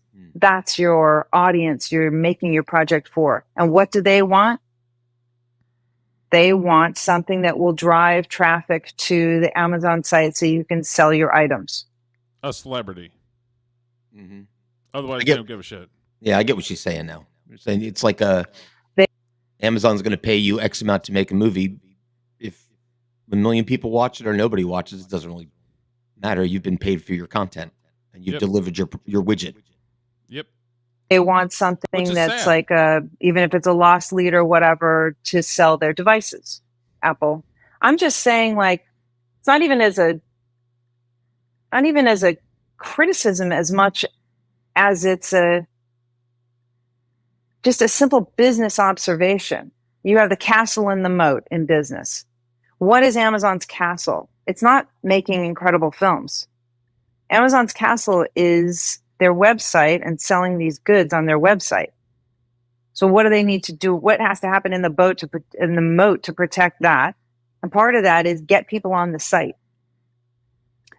Apple devices, computers, hardware. And then how do you keep people on that device? Now Netflix is a little different, but for them, it's a website. Get people on the website, keep them on the website, keep giving them new stuff, even if it's just the promise that there's something of quality inside of it. God, there was a really good word I found one point, and it means like Happy Gilmore 2. Everybody was excited about that until they watched it. They were promised that it was going to be just as good as the first one. Incorrect. It did bring people to the yard, so to speak, though. Yes, it did. Everybody was talking about it, so Netflix success. And there was some stuff I laughed at or I chuckled at, but for the most part, it's not anywhere close to the original. Yeah, I heard it was all right. It was all right. That on the outside, there's every indication that there's quality inside, but then when you open it, there's not. That's why they do ensemble casts, by the way. They're just they're promising you a quality inside with all these actors, all these superstars. It's exactly what that is. As they're trying to load up as much as they can, so that somebody's like, "Oh, I like Chris Hemsworth. Oh, I like this person. Oh, I like freaking this person." That's marketing. And then they're in there for 5 minutes, and that's it. You know what I mean? Mm-hmm. So keep giving you something new so that you keep that subscription up. Now, in the past, because the audience really were individuals who were going to buy tickets and turn on the television set, you had to make it for them. You had to make it, like you were just saying, you had to make it in a theater. My God, it has to be interesting enough to hold their attention for 90 to 120 minutes and for them to tell their friends and for them to come back again and want to watch it again. You had to make it for them. What's going on in society right now? Not so much. Maybe you're making it story-wise about what's going on in society right now. But that's tricky because you're probably starting it a year before that society that's going to watch it. And so are you making it, you got to look around at society and go, what's missing? Mm-hmm. What do I need to make that will fill that hole? That's why I wrote a movie about a kid with cancer, because it encompasses a lot of people that deal with somebody that has cancer, including children. That's why I chose to do it that way, because I could try to get an audience, and it doesn't matter what year it is. Right. Yeah, there's not a timer on that. Yes. 2020, 2010, it doesn't matter. But to her point, there's lots of stuff that had been, sitting on the shelf at Disney that they released after Trump was elected, and it seems so dated now. Yeah. Like, what planet were you living on? Was that really a thing 2 years ago? That's shitty management as far as I'm concerned. Shitty. And hopefully that hole will still exist the day it's released. And then you have that, you have that magic. TV, same thing. You're going to make something that, is going to make them want to come back next week and see that again. Or, see the next iteration, or not iteration, but the next episode. You're making it for those people. What did those people need? Or what do they need they don't know they need, But that's not generally speaking the focus. And if that's where most of the money is coming from, these streaming companies, which, by the way, Apple and Amazon in particular. Why do you think like a streaming service like Tubi does so well? Is because they're taking those old projects and putting them on their website, and people are still watching the heck out of Tubi. Tubi's probably one of the most popular ones right now. They got killer westerns on there, old like 50s westerns, 60s. I'll watch that like 1 o'clock in the morning. Love that stuff. So they're taking advantage of the old model and putting it on their site. Mm-hmm. If I had to look at Tubi money versus some of these other streaming, I bet Tubi's up there with them. Guaranteed. You're probably right. Yep. So for you as a writer, director, producer, et cetera, what's more important to you? Is it immediate impact to your art mean more than longevity of your art? It's hard because I'm an indie filmmaker, so I try to get my eyeballs on my project no matter what. Okay. Yeah. Well, to your point, what you wrote your movie about is sort of evergreen content. Yes. It's won't matter what year it is. It's something Correct. that people, Yes. So when unfortunately, I wrote it, maybe can relate that to. was what the intention was. Where it's like it's not specific for one thing or something that we were talking about in 2025. Then all of a sudden, if you've seen it in 2027, it's dated. I tried to make something that people can relate to no matter what year it is. That's the thought process. Does it work out? I don't know. I don't have the answers to everything, but that's the process as far as what I'm writing about and trying to capture an audience. You know what I mean? Yep. So I think I have no idea. My aggregator for my movie sucks as far as I'm concerned. But I don't know if it's some of the streaming services just aren't picking up movies as much as they were. But I think my movie would do well on Tubi. I think it'd crush it on Tubi. How do you make that happen? Or is that something out of your hands at this point? It's out of my hands. The aggregator is basically the salesperson. And if they're not selling it, I can either take it or leave it, basically. So you couldn't, for instance, reach out to Tubi? I was thinking about reaching out to Tubi myself. You should. But I think that my movie would crush it because there's a lot of people that like that type of content on Tubi. Old movies. And my movie is kind of an old-fashioned movie. Yep. I told you when I watched it, and this is not a knock at all. I'm like, this shit should be on Lifetime Network. Yeah. It's like perfect for that, or even like a Hallmark. Yeah. And it's like I know it's an old-fashioned movie. You know what I mean? So I think it would crush it on Tubi, but for some reason it's not on Tubi. No idea. See, you have several more hoops to jump through than I do. We write a song, we finish it, we have pay $20 a year for some distribution website, and bam, it's Amazon, Apple, Spotify, everywhere. Yeah, and no, we don't go through anybody. You don't have to go through an aggregator or anything. Nope. I could write a song right now on our show that's 30 seconds long, strum guitar, sing a couple words into it. It'd be on Spotify in 3 hours. Okay. Yeah, because I don't know if it's the aggregator that's screwing up or if these streaming services just aren't picking up movies. I don't know. I don't know. And the aggregator is not going to be transparent with me. I wish they were. That's kind of the sucky part with how business is done now, especially with salespeople. Because back in the day, you'd actually have a physical person that was your salesperson. Now it's like a digital imprint. Good luck. How did you get your movie on? Stuff. What was the process of getting your movie distributed on Amazon? Through the aggregator. Okay. Through a salesperson. Yeah. Like I said, this is not their castle, right? They don't need it. They can just shut it off like this. And in fact, not too long ago, they stopped acquiring as much material as they had been, and many films rather, and series as they had been before. And that really messed up the business. So now you've got your dependence, a lot of your financial dependence on these companies. 2/3 of them, this isn't their main business at all. And they could just shut you off like this. And it really wouldn't have, in fact, it'd be better for their bottom line. They wouldn't be outlaying all this money. Because, you got to pay a lot of money to get people to come do something that's not that great, right? Mm-hmm. That's a very precarious situation. And then you introduce generative AI and so that whole business, that whole 100-year-old business that was so phenomenal, and you'd have some dogs in there too, but there was an ecosystem, financial ecosystem, creative ecosystem where there was room for everyone and everything. That died. It's not there anymore. Right now you have sort of this volume content, factory.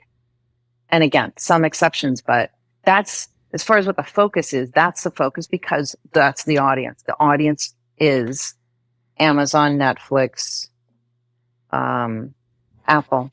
I love what Amazon Prime does. It's genius from a business perspective. Just almost any movie you could ever want. Everywhere else, it's $3.99.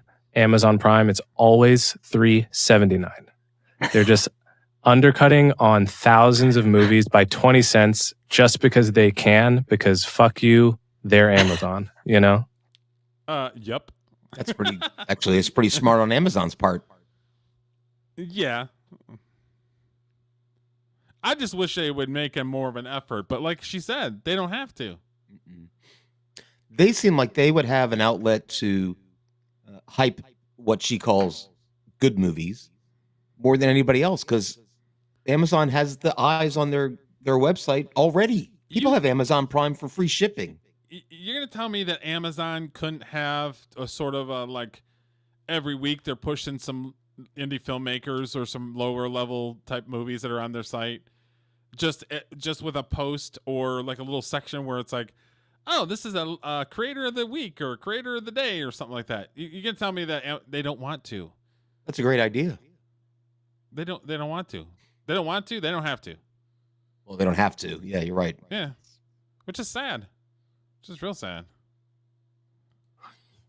But look, when I go to buy my movies, I always, why not save 20 cents? It makes no difference, you know. It'll add up. Yeah, exactly. Especially if you didn't watch it in time and you got to re-rent it, right? Exactly. Yeah. But I will say this too. There is the art of filmmaking, like Soldiers On. Like those are really called to this. Like, and they know what I'm talking about. Everything I've said, they know what I'm talking about. There's a tunnel through this like content / AI inferno. And it's focusing on making the absolute best film you can make and going beyond creatively, going further than you think you can, going further. I could have very easily had my little character, my little kid in the movie, fall on the ground. Mom runs out. Oh my God! And then the next scene is them in the hospital. I pushed for the ambulance coming up and driving up with the guys pulling out. I pushed for that. And I think that made my movie better that I did that. It made it more realistic. It made it a heck of a lot more realistic. But so that's what she's talking about is I pushed for having that in there because I wanted to make my movie legitimate. I could have very easily had him on the ground, mom's crying, and then they're in the hospital. Yeah.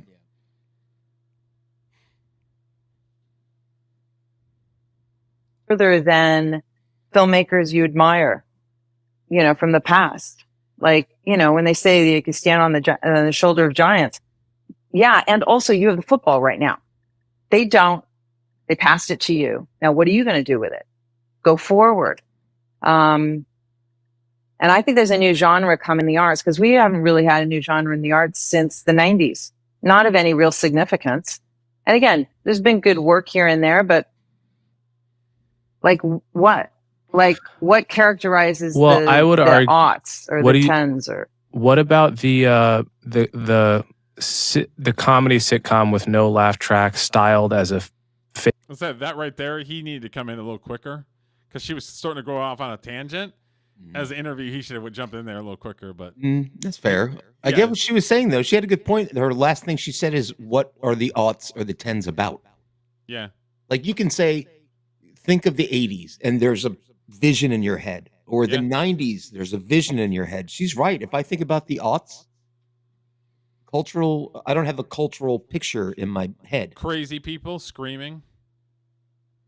Or my little kid screaming, but yeah,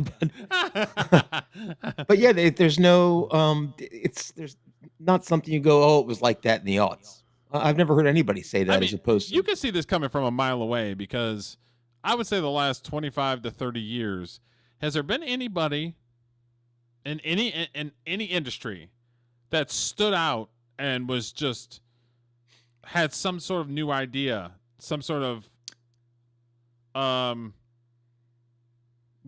like going in a different direction that everybody else is going in, and it's like you're paying attention to that person.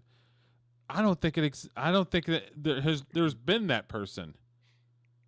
I have an extremely maybe cold Elon a little bit, but he's one of a kind. He's a one of a kind guy. But in I'm terms just saying I think it was inevitable because they want everybody to jump in line. And I think that's with politics. I think that's with culture. I think that's with they want everybody to jump in line. And if you're not going to jump in line, then you're this, that, and the other thing. Yep. And who's coming to your question is like who's coming up with something new and unique? It's getting less and less. I will say this. I think I've talked about this on our show before and maybe the other show we're on, but Yeah. I read all the Greek plays and all the Shakespeare plays last year. And I came to the conclusion that there's nothing new under the sun. Everything that's being done now was already done thousands of years ago, except, and here's a super cold take, the Japanese. And this is why video games are popular. I played a Japanese role-playing game the last few weeks. The story was mind-blowing. It was all over the place. It was like a fever dream. And I remember playing it and thinking to myself, I'm like, I might have been wrong that everything's been done. This is different. Yeah. But I don't see it anywhere in movies or music, even. Everything's sort of samey or been done. Now, do you think it's overlords that are trying to control everybody, or do you think it's sort of like the new generation trying to take over and be the catalyst for how things work, and they're not capable of it? Because it seems like a lot of stuff that younger people are doing, there's nothing behind it. There's nothing for somebody like me who's 48 years old that's saying, damn, look at that freaking person right there. Mm-hmm.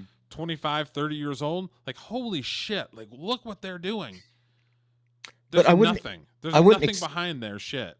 I wouldn't expect them to, because as Justine Bateman mentioned earlier about the two-screen predicament, it takes time to make art. And you have to stay focused on it. And one thing younger people in their 20s don't seem to be terribly good at is staying focused on anything for more than 10 seconds. So I think that's a hindrance in creating what she's calling true art. Like, you have to work at stuff and you've got to think about it all the time. And yeah, but that said person needs to have enough sense to be like, you know what? This distraction has to go away. It has to go. It's not in their, to be able to focus on it. Not in their DNA. Weirdos can't do it. They can't. It's very rare to find somebody who can do it. A young person is somebody who deals with young people all the time. It's rare to see one of them that actually, sticks with something. Even when it gets difficult to stick with it. Now it's more like, well, this is too hard. I'll move on to something else. Because there's always something else to do. Always something else to watch. That's a little kid perspective, because little kids do that. You know what I mean? Like, I never thought of it that way, but you're absolutely right. I'm bored or I can't do it, so 30 is the new 12. You're right, Derek. Sad. I didn't think of that, but yeah, you're absolutely right. It's like a 7-year-old mentality, but now 30-year-olds have it. Which is sad, because and I understand it's a generational thing. My parents were married and had 2 kids by the time they were like 21, 22 years old. Yeah, but on the other one hand, of their kids was sick. Yep. So it's like, yeah, times have definitely changed.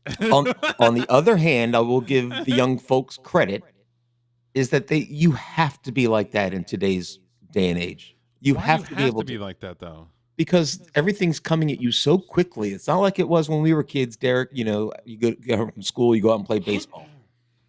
It's just not. I might wish it were that way still. My kids don't wish it were that way because they didn't know what it was. This is the world they live in, and this is the world they have to adapt to. And if you don't have the capacity to keep switching, your mind from one thing to the other, you're going to miss stuff. Now, are the things that they're missing worth anything? I don't know about that, but that's just that's a good point. They're a product of their environment, I would say.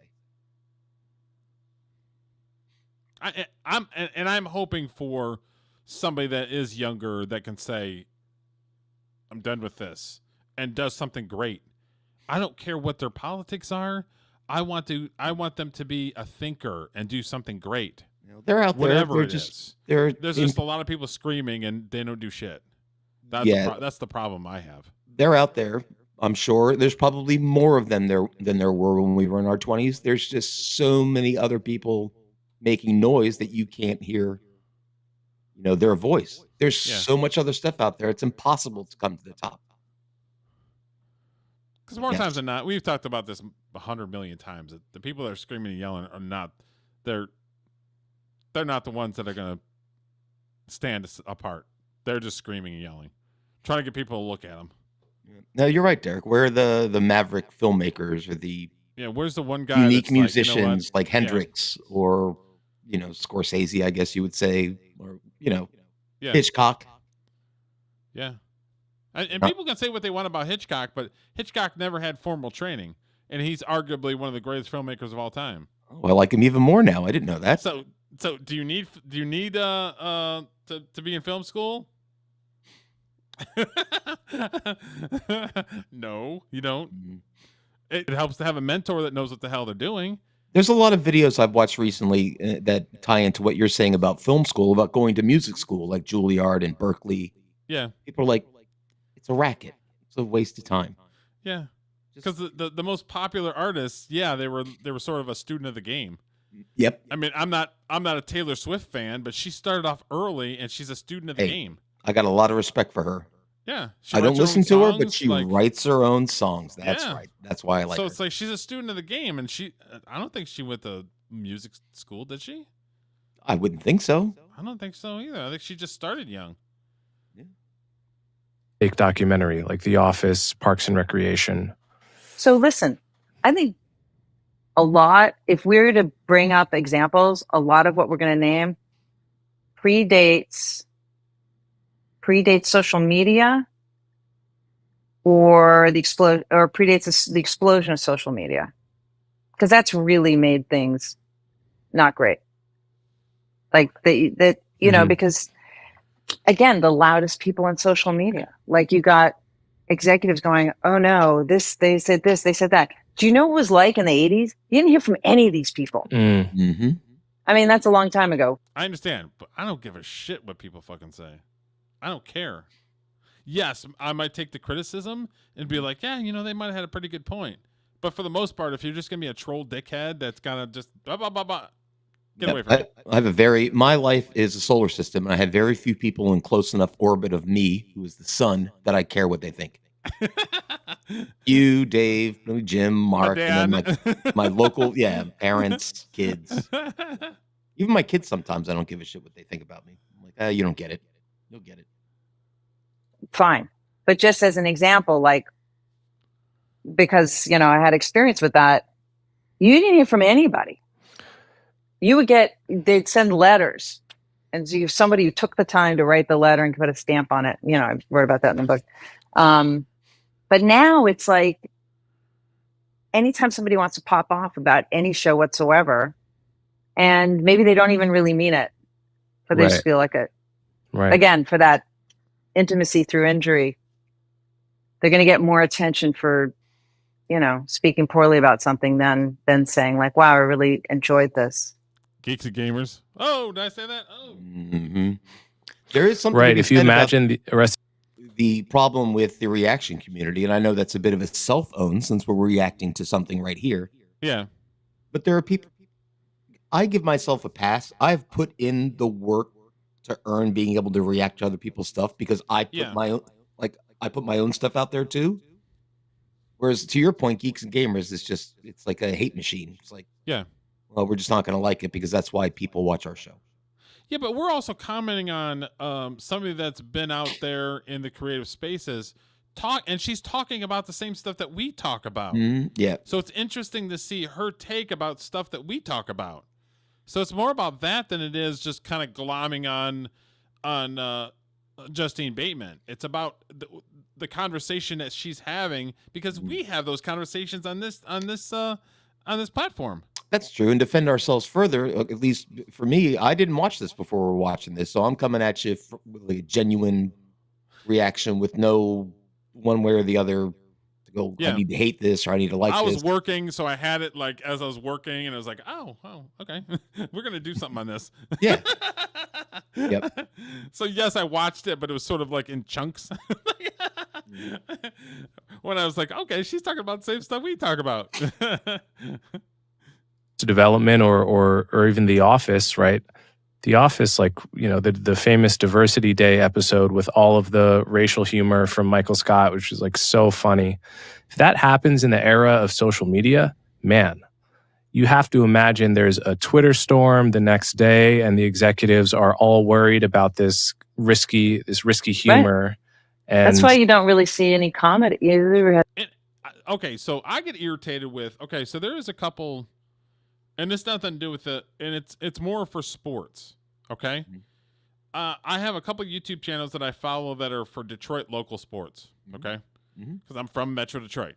Yep. They'll put stuff out there just to get a reaction or just to talk shit about something, and then they call it breaking news, and it's like, that is not breaking news, dude. Yep. Like, shut the fuck up. And I'll tell them that in their comments. I'm like, bro, learn fucking journalism. I went to fucking journalism school. I know. I kind of have an idea what the fuck I'm talking about. I'm going to do old man yelling at clouds for 2 seconds here. But when it used to be breaking news back in the 80s, some shit was going down. Yeah. Like president got shot or something like that. Now, yeah, you're right. It's breaking news 24/7 and none breaking of it's... news. This person broke a nail. Oh shit. Oh fuck. What's going on? You know what I mean? Oh, this person went off the field for injury, and then you talk to the coach and like, yeah, they're okay. We just sat them down because they pulled a little bit of a hamstring. Breaking news. We want to keep them, but they make it like it was the biggest fucking thing, and it's like, what are you doing? Well, it's sensationalistic. It's just yelling, hoping that people hear you. To get eyes on your stuff. Yeah. Like, tell me something legitimate. Yeah, I follow Washington sports channels all the time, listen to sports radio a lot, and I hear what you're saying. They're just, I guess sometimes there's nothing to talk about, and they got to fill up time, so they just... guys in the ethos that is in the background that's watching this, I'm never going to do that, ever. If you want that, move on. Like, I'll do my little stupid little news reel things because I think because they're fun to do. Yeah. But like, I'm never gonna be like, breaking news. This person broke a nail. I mean, it's never gonna happen. Sorry. Breaking news: a woman basketball player's wig just fell off. Film at 11. Even though that was funny. A green dildo has just appeared on the court. Funny. Also funny and continuing to happen, Derek. It's happened now 2 more times. It's like a thing now. Oh, has it really? It's a theme now? Yes. People are now taking green dildos to WNBA games and launching them on the court. I mean, they're rubber, so then they're not getting picked up by the metal detector. It's amazing. I mean, comedy was the first thing on the chopping block as far as, canceling things. Yeah. And I think there's a lot of resentment in there by people who look at artists and think that they are regarded in a lofty manner and resenting that and wanting that for themselves. And there's a lot of like resentful hall monitor behavior that's gone on. A lot of revenge of the hall monitors. Yeah. I wanted to talk. Or they'll do, like, I saw something on Facebook before we started recording. Hulk Hogan. And then Ozzy Osbourne. And then the guy from the Cosby Show. Mm-hmm. And then the fourth person, it was like, who? You're putting that person that I have never heard of in the same area as the other people? Get the fuck out of here. Because they wanted to glom on it. They wanted to get a reaction from somebody like, yo, like, who the fuck is that? That way they can call you racist, they can call you sexist, they can call you all the ists. Like, they're purposely doing that stuff to get a reaction. That is a jerk. That's engagement farming, which I can't stand. Like, I can't stand that shit. I'll go on X and somebody will say, hey, what's everybody's favorite Beatles song? I'm like, well, I'm not going to answer you in the comments. You're just looking. Why don't you tell me what your favorite Beatles song and post that? Yeah. Don't try to your polls. What's your favorite? Sometimes I can't stop. I can't help myself, but for the most part, I stay away from them. Somebody says something stupid. Me and you follow the same stuff on X. Yeah. So it's like, dude, what the fuck are you talking about? And then it's like, oh, liked by Julio. It's pretty funny. I do a little late night roasting of people on occasion, just for personal entertainment, just to entertain myself, really. Talk about your film Violet a little bit. So one of the things, the kind of screenwriting 101 pieces of advice that they give, for example, when you're like converting a novel to the screen, is that obviously in a movie, you can't hear what's going on in the character's head, which you can in a novel. You can have a Kevin readout Smith. of every thought, every What? and Hopefully the everything. And when director, you're Kevin converting Smith. for the screen, you either have to show what they're feeling with an The other action, Kevin Smith. or otherwise accept that may not be conveyed to the audience. But your film Violet was really interesting because it I actually love Clerks, by the way, Kevin. it Love actually Great movie. created kind of like a different form where you Clerks and Mallrats. Just saying. Dogma is the best Kevin Smith film. And I'll die on that hill. Love it. Oh. Love it. I didn't think it was the best, but it's pretty good. Also available for soundtrack work. What was that? Nothing. Oh. I said I'm available for soundtrack work. Glomming onto a. I'll write whatever you want. I don't care if I believe it or not. Just, got to be true to the art. Pretty funny. The whole movie, pretty much, you are seeing not only what the main character is saying and doing and what's going on her face, you're hearing her own inner monologue, which you call the committee in the film, which is the committee of voices. Sometimes it's a male voice that's always saying negative things to her, and other times it's a voice of insecurity that's like written across the screen. And you're seeing this as she's actually speaking the dialogue that is normal. What was that? He just hit a pet peeve of mine when people say written. Oh. Annoys me. That's all. Oh, yeah, I didn't notice that. Film dialogue.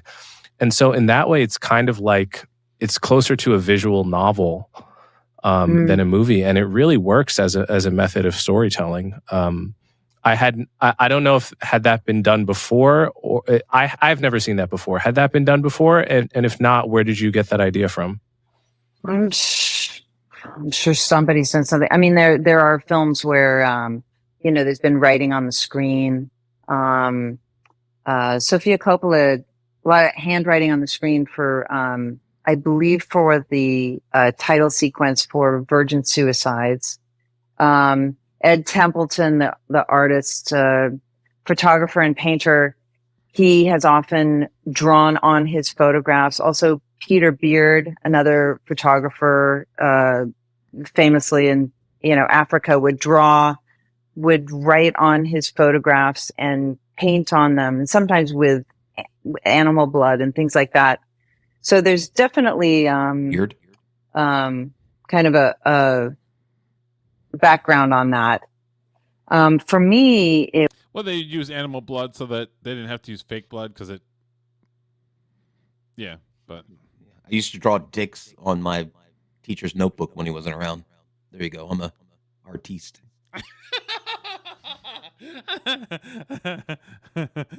Okay, I see. I feel there's a story there, but we're gonna. it was like, as a filmmaker, I look at each film and I go like, okay, or each project, the books too. Like, what's my objective here? What's my thesis statement?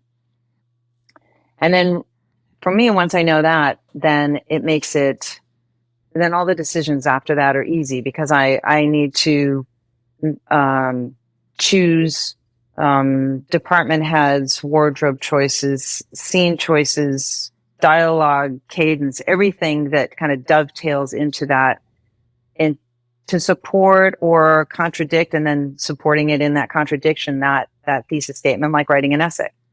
She had department heads? What's that? Yeah. What's a department head? I don't know. We don't know. I don't have the one. department head was this guy. Right. I do like how she taught. You can tell she's passionate about the process, which I like. I like listening to her talk about how she creates things, because not that I get it. Who cares if I get what she's saying? But I get it. Like, it doesn't matter if it's Justine Bateman, Martin Scorsese, you, Paul McCartney, me. The process is the same. Yeah. It's passionate in detail. And some people are just better at it. Knowing what your vision is. Right. Some people are just better at it. Yep. Yeah. Doesn't mean you Which I shouldn't feel try. like society always tries to shit on people and try to discourage people because they know that they're better than them. I look jealousy. at it where I want to learn from that person that's better than me, not shit on them. That's the way that's why I look at it versus a lot of people. A lot of people want to throw shit and throw shade as opposed to learning.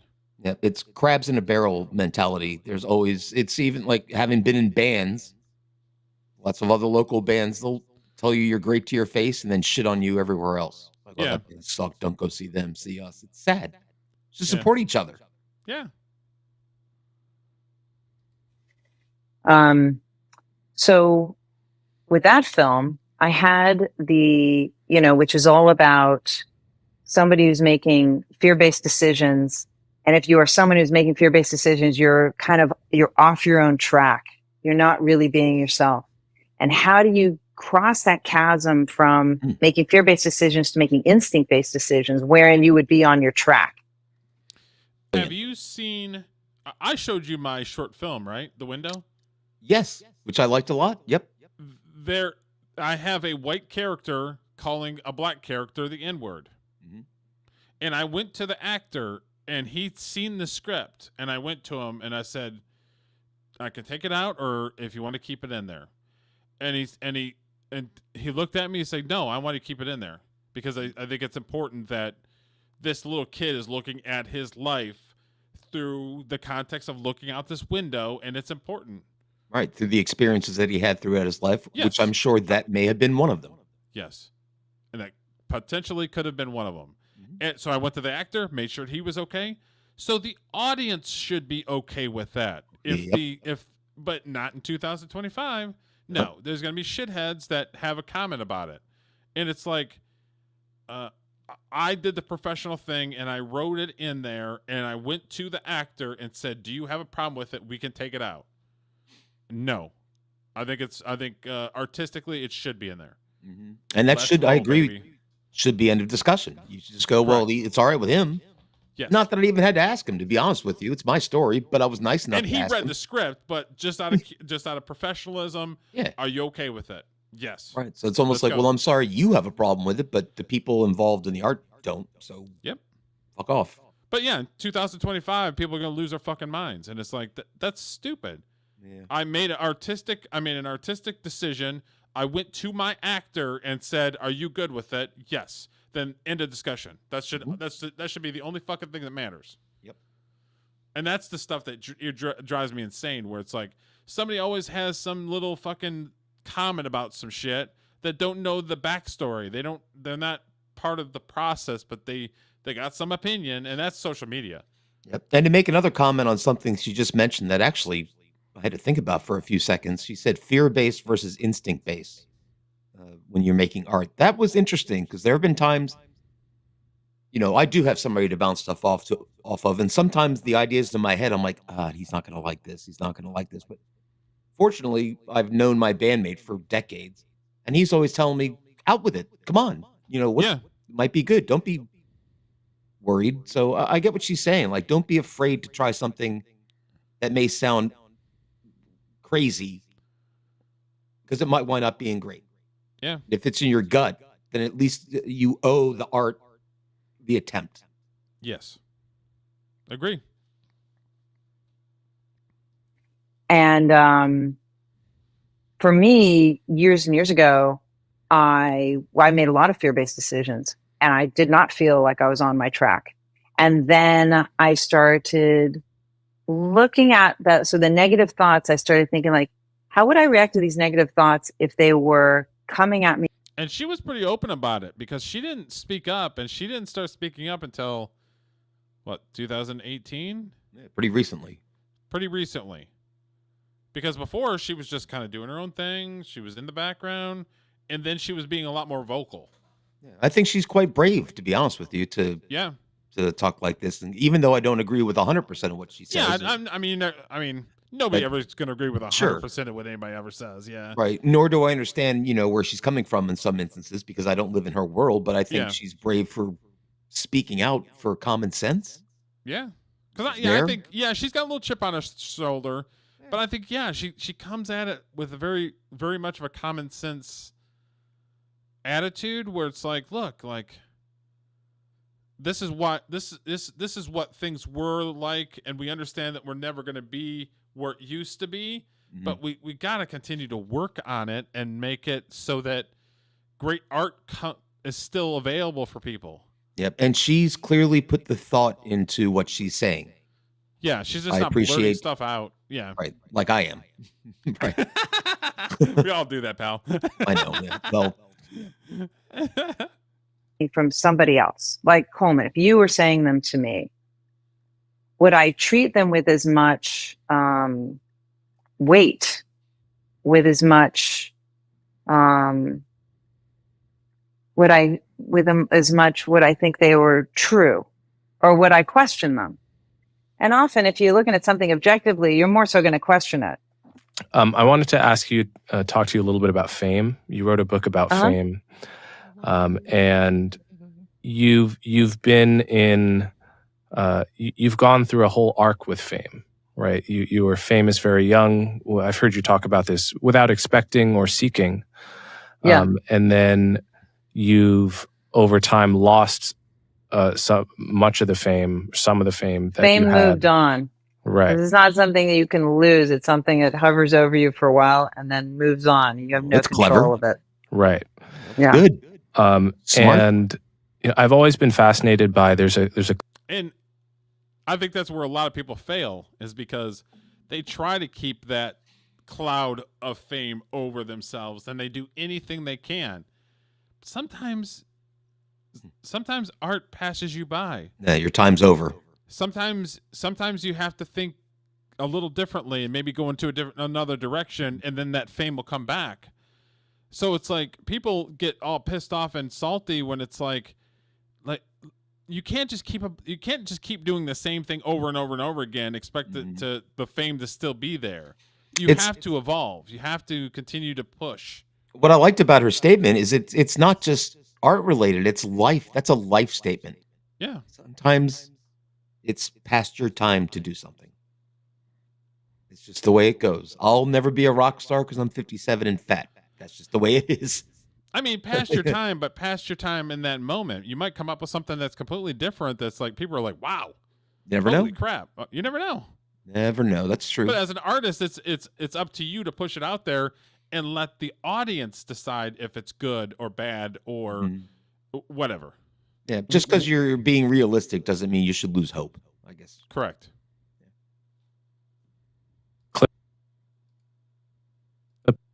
Of Bill Murray saying this, and there's a clip of Ben Affleck saying the exact same thing to the point where it actually feels like plagiarism. But Bill Murray says, whenever I meet a young person that says I want to be rich and famous, I tell them, try being rich and see if that doesn't get you what you want before the fame, right? And the lesson there is that having money, actually can allow you to, if your values are good, it can allow you to just get more of what you want in life, and you can spread the wealth among your family and friends. You can do all kinds of things that people without money would struggle to do.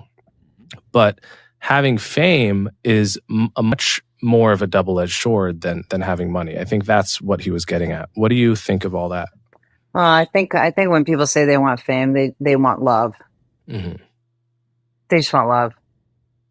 Because they're looking at, fame is like this ephemeral idea, right? But so I don't know that they're saying they want fame. They want what they think they see other people enjoying. Mm. They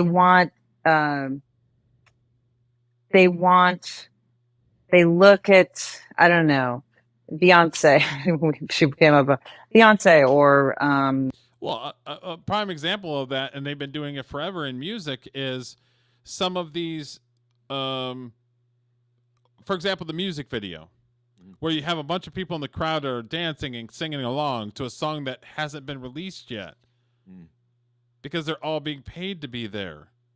But a young person wouldn't understand that. They would look at it and be like, wow, all these people love that person. Yeah. So they want to seek that fame and that admiration that person is getting when they don't understand the business aspect of it. That all those people that are jumping around are paid to be there jumping around. Yeah, even at Super Bowl halftime shows where they'll have same thing. Even if all it's of them are paid. Right. They hire whatever 5,000, whatever it is, 2,000 people to jump Yeah, they go around. through a casting agency and they do a casting call. Yep. It's all superficial, but somebody that's dumb or somebody young isn't going to understand the business aspect of it. Does fame have any hook for you, Derek? Would you want to be famous, do you think? No, but I would want somebody to appreciate my movie and be able to have some admiration for something that I wrote. But as far as me being famous, no, I don't aspire to do that. I just want my movie to make enough money so that I can make another movie. See, one of my favorite things in life is to be left alone, and I would think fame would be completely, what's the word? It's opposite of that. Yeah. So there are times I'll see, actors out there getting bothered, and I do feel bad for them. I'm like, Jesus, they just want to go out and get a fucking smoothie. Yeah. Go home. They can't even do that. They can't go get a fucking cup of coffee and shit. Yeah. No, I just want people to appreciate the art that I produce. And if somebody comes up to me and says, Derek, shit, that was amazing. Like, I would love that more than somebody just going, oh my God, that's Derek. You know what I mean? Like that doesn't do anything for me. But somebody that appreciates the art that I do, I would have a little bit more appreciation and love for them for that. That's fair. But I think what she said that yourself? I know you want to be left alone, but if somebody come up to me and said, Julio, dude, that freaking song rocked, dude. Oh, that would make me feel good that somebody else liked it. Yeah.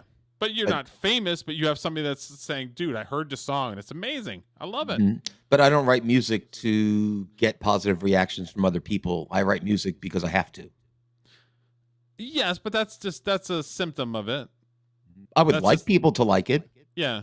But it's that's I'm not something gonna... yeah. I mean, that's something that's never going to go away. Hopefully you want your audience to enjoy what you do. But how they respond to it, like I wouldn't want to have to like run into a building because everybody's screaming at me and Sure.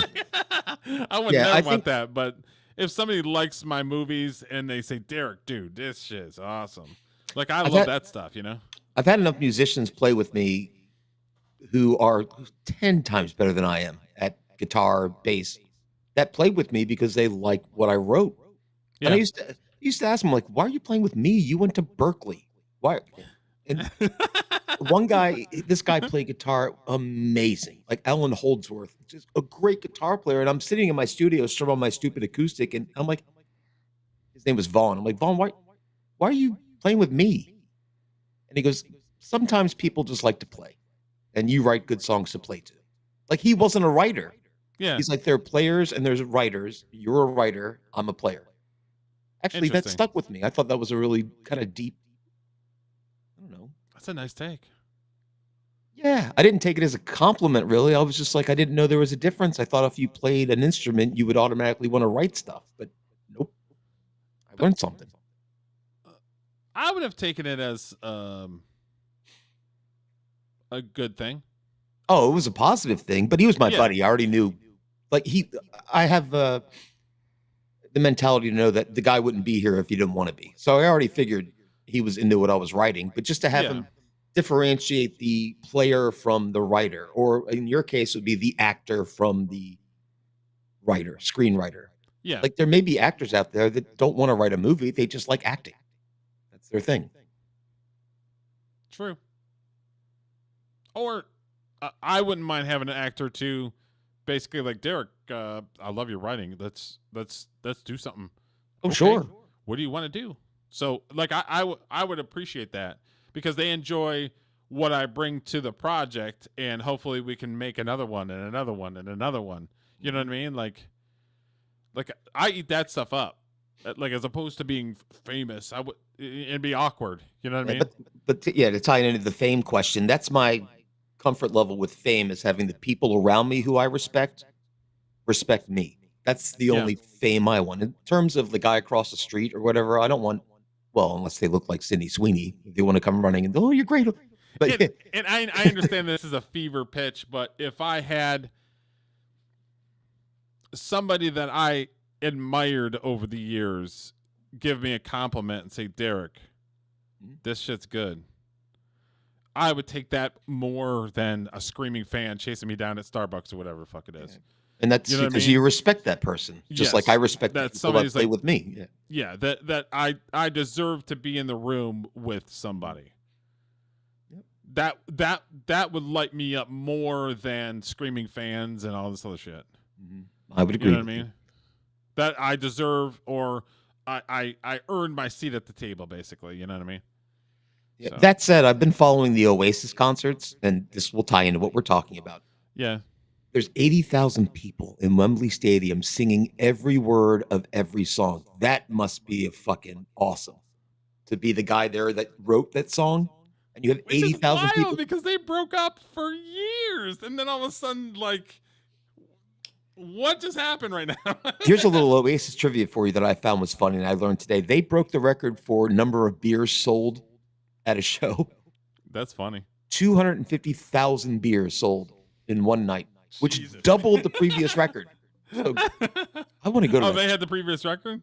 Coldplay had the previous Oh, record, believe it or Coldplay? not. And it was not even close. And hookers sleeping with their bosses?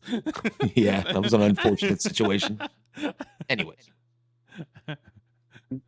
Or Bill Murray, or whoever, Mary Tyler Moore. I don't know why all these odd names are coming to my head. And they assume what their life is. They assume that all the doors open for them. They assume that there's always a table for them at the restaurant. They assume that they're just given opportunities to do their creative work all the time. You notice like nobody says like, oh, I want to be famous like Barack Obama is famous, or like it's always somebody who's doing something, or maybe sports too. Sure. Mhm. But they're doing something that seems fun too. Mhm. Right. So they're like, oh, they always get to do something fun every day. They always have these opportunities to do all this fun stuff, as for a living. They get to, they say like the restaurants, they get to hang out with other people who are dynamic and fun, and everybody just gives them money and they can do no wrong. That And sounds good. The really, money and part. I say this in the book, it's something like being a toddler, Good. right? Provided you had a mommy and daddy who liked you. Mhm. Mommy and daddy are always applauding everything you're doing. You fed yourself or you dressed yourself. Applause, applause. You're given opportunity after opportunity to prove this genius you have to do these simple things. They'll take any scribble you've done on a piece of paper and put it on the fridge. And everything's taken care of for you. You have a place to live. They buy you food. They buy you clothes, and right. And that for a lot of people is love. So if you say just money, I would push back a little bit on that, because Do you agree with her on that? Do you think that people that seek that type of attention are seeking love? I think they're seeking adulation. One way adulation. Yeah, Love is 'cause love like is I said, two way. yeah. Adulation doesn't have to be two way. So it's easy So to have those people are extremely flawed if they do that, if they think that way. I think so. It's a little narcissistic that you really crave a stranger's opinion of you. Yeah. That's a little weird. But her point, it does afford somebody with a certain level of fame to be able to do what they want. That's good. Oh, that's always good. So Yeah. that's a positive, I would guess. Like if you're really famous and you want to make another movie, you've got carte blanche if you're that Yeah. level. So that's positive. Yeah. Other than that, nah. That's psychotic behavior as far as I'm concerned. It's weird. and you can see in a lot of the behavior, a lot of the very, very, very wealthy people. For some people, this isn't true because they're not looking for this love, but you can tell the ones that are looking for that love, that appreciation, admiration, people looking at them, those stars in their eyes. Some of the very wealthy people exhibit this desire too. And if it fades, we Yeah, see but a lot of what happens when that fades. That would I would imagine put a hole in your soul that shouldn't have been there in the first place because you were filling it with the wrong stuff. Yeah. And I wish it wasn't part of the equation, but it is. When that goes away, a lot of people can't handle it. That's why, like, I don't seek admiration from a stranger. But if somebody that I like and admire their work comes up and says, "Derek, this shit is freaking amazing," I would eat that up like it's Sunday dinner. Yeah. It would mean something. It was a compliment from somebody you respect. Yes. That's the same anywhere, because even they're in business. wanting. What was that? That's just not art specific. That's in business too. Like if you work Yeah. with somebody who you respect and they go, "You're doing a good job," it feels good. It does feel good. Yeah. But I'm not seeking it. I'm not seeking it for complete strangers, and then when it flees and it's gone, I don't know how to handle it. You know what I mean? That's called confidence, Derek. It's like at work. I know I'm doing a good job. I don't need somebody telling me. It's nice. Yeah. That I already know. Or if I write a song that I think is good, I'm confident that it's good. I don't really need somebody to tell me it is. It's nice to hear, but I'm already confident. Yeah, it is nice to hear. It's not, money doesn't always solve that. What's going to solve that is, I think, you got to get a spiritual life, because it's all those things I just mentioned about this is what happens to you when you're, working in the business or, you're a musician or something like this. Who you? It's incredibly hard work. In fact, the only way you can really withstand the waiting, the rejection, the hard work that goes into making all these projects is if you're called to it. Because then you have the gas to I agree with that. withstand all those moments. I agree with that too. It's like I said, I write songs because I have to. It's not an option. You're not going to melt down because you're called to write music. You're called to I'm called to write scripts and to do movies, and I'm called to do it. So that's why I'm never going to be like, "Oh no, I can't do it." Like you're never going to see me do that, because it's a calling. And I've had to explain this to family members where they're like, "Well, Derek, why do you continue to do this, that, and the other thing?" Because I'm called to do it. Like there's something that's in my soul that bursts out if I don't do it. I agree with you 100% on that. I'm miserable if I don't have some sort of creative outlet or the ability to write something, the ability to produce something. Like it I don't want to say hurts me, but like it hurts my soul that I'm not doing what I'm called to do. I completely 100% agree with her. It's a burden that I welcome. I feel I didn't do anything special. These songs just pop in my head, and I'm like, well, I got to get this out. And I'm fortunate enough to have people that can help me with that. I love working on it. It's like I could work on it 24/7 if I could. Yeah. Real life kicks in. When I was 28 years old, I decided it was time to leave Michigan and go to California. I officially moved to California when I was 30. When I told my parents that I was leaving and moving to California, they thought I was absolutely going insane. And trying to explain to parents that you have a calling and you want something more is a difficult conversation to have, because they're not called to do that. Yeah, they don't understand. You're right. Nor, like we were talking about earlier in the interview, nor should they, because they don't understand. It's not in their vocabulary to get it. Now, it would be nice if they understood. Maybe not even understood, but were supportive. Yeah. And that, like, my ex-wife was always supportive of my music. She didn't know what it took to write a song or all of the stuff. She just knew it was something I was passionate about. And honestly, it was something that attracted her to me. She thought it was cool. Yeah. She's very supportive. You don't need to understand the process to be supportive of an artist. You just have to understand the heart that's in it. Like, I get it. You have something in you need to get out. And then if somebody questions it, then I would have a problem with that. Yeah, me too. I would have a serious problem with that if they question that. It's like, you don't understand that it's a calling, and I understand that, and you're being supportive, but if you're going to question the calling, then we're going to stop being friends. Right. Like, don't ask me, well, why is it so important to you? Why you're prioritizing that over this, that, or the other? I'm like, well, because I have to. because it's not video games. It's not You're just right. It's not something trivial. I can understand if somebody's like, oh, let's go out and you're playing video games. No, but if I'm on set and we're shooting something and I'm right in the middle of a scene and somebody's calling me on the phone saying, well, why didn't you answer? I would have a problem with that. Sure. That person would be moving out of my house. Mm-hmm. Well, video games, and it's not a me trying hobby. to be a dickhead. It's the fact that I have it calling. I have it's in my soul, and if you are trying to take that away, we got a problem.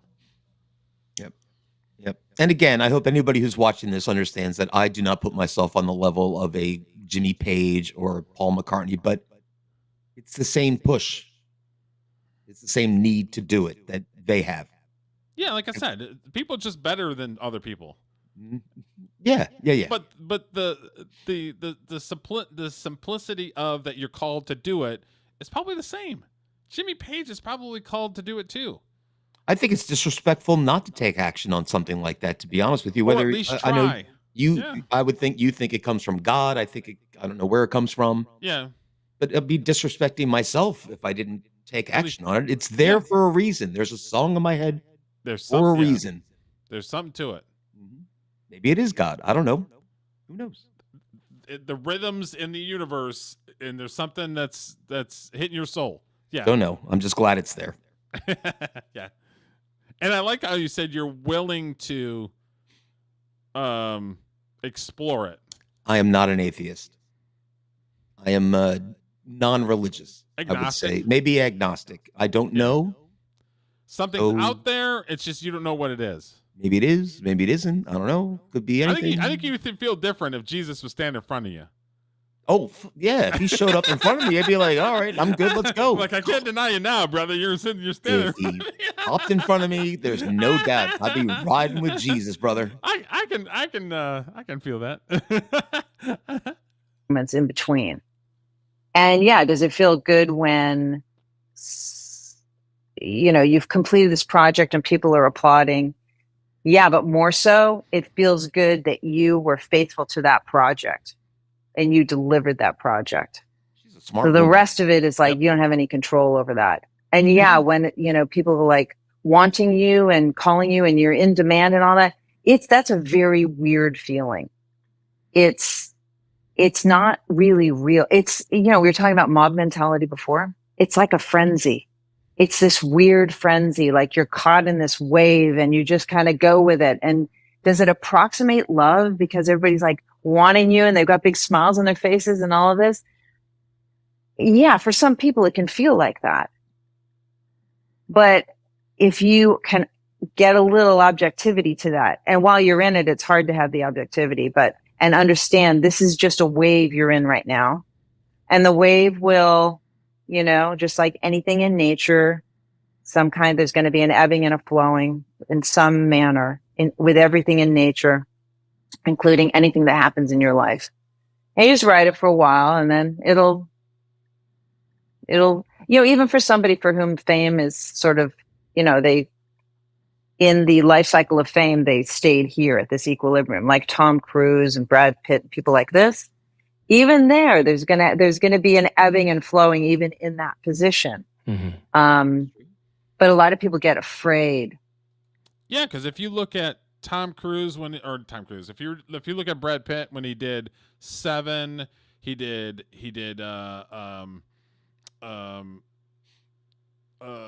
what's the other movie I'm thinking off the top of my head? 12 Monkeys. Fight Club. 12 Monkeys. And then he had a long period where he was just kind of doing ensemble cast movies. And then all of a sudden he started doing some Tarantino stuff, and then he started doing stuff on his own again. So he's at the top of his career, and there's times where he just wasn't doing much, or he was just doing movies that had an ensemble cast or something. Or he was just doing what he wanted to. Or just did what he wanted to because he didn't have to worry about money. Yeah. I think that's what money gets you. And he's at top of, yeah, exactly. But he's at the top of the food chain. Oh, and yeah. His career ebbs and flows. Tom Cruise's ebbs and flows. Tom Cruise is a special case. That guy's got a motor. He's a special case, but I admire him, to be honest. He's always on the go, motor nonstop. Yeah. which I appreciate. I don't have that, but he does. Yeah. And you don't have to be famous to be subject to this fear, but they become afraid when the flow starts to ebb. Mm. And they're afraid it's always going to be in the ebb. And it's not. It's always going to look at anything in nature. It always cycles. Goes, I mean, not necessarily cycles to the same place again, but it always changes. Yeah. I've heard you say something which is very close to what I've said before, which is that what people really want is not fame, but admiration, the admiration of their peers, really, the admiration of the people they respect. And often I've thought that, you know, like through my podcast and, you know, everything I've done, I've had, you know, especially after moments where I've gone on primetime TV and briefly gone viral, I've had that experience of like, you know, 3 people coming up to me on the streets of New York in one day. And then, and usually it's because they're fans of mine and they're very polite and it's a super positive interaction. There have been some very negative ones as well, including a couple scary ones here and there. But mostly my career has been as a person with a mid-sized podcast, which means once a month, one of my fans spots me in public and it's just a super positive interaction. And I always know that I'm not actually being recognized. So I'm basically a normal person that's experienced small bouts of low level fame, nothing akin to, I think, being on a sitcom or a movie star in any way. But it's always struck me that really what feels a lot better than being recognized on the street is having the admiration of people I admire, right? It's the ability to send a message to a podcaster or a writer that I like and get a response and begin that relationship. Like having that level of clout it feels way more gratifying than being recognized at Starbucks. Yeah. And that I think is a healthy position to take. You know, it's like, you know, their taste because you know their work. Right. And if you are part of what they like, then that means something. I've always felt that way about awards. Like I never want to be nominated for or get like an Oscar or any of these awards that are for films or critics awards or anything, because I'm not entirely clear on who the taste of the voters. I mean, I don't mean that I don't mean that to sound like I'm putting Like those you're people arrogant? down at all, but rather, if I were given an award, What was that? She goes, I don't mean to sound like, and I said, like, you're arrogant. Yeah, got that. Like, maybe you just weren't that good. Maybe that's why you didn't get an Oscar. Maybe it has nothing to do with the voters. Yes, but there's a lot of politics in it too. Oh, I'm sure there is, but So would you personally want an award for your music that you didn't feel like you earned, you just knew the right person? no. So I think that's what she's kind of trying to get at. She's just Nor would I say that I didn't get an award because I didn't know the right people. Okay, what? Nor would I blame other people on me not getting an award. Oh, gotcha. Okay.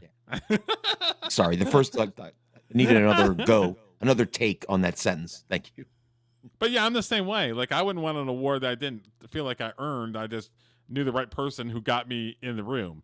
Mm-hmm. I want somebody in the room to say, Derek, what you wrote is amazing. Mm-hmm. Your movie is amazing, or whatever. You know what I mean? Yep.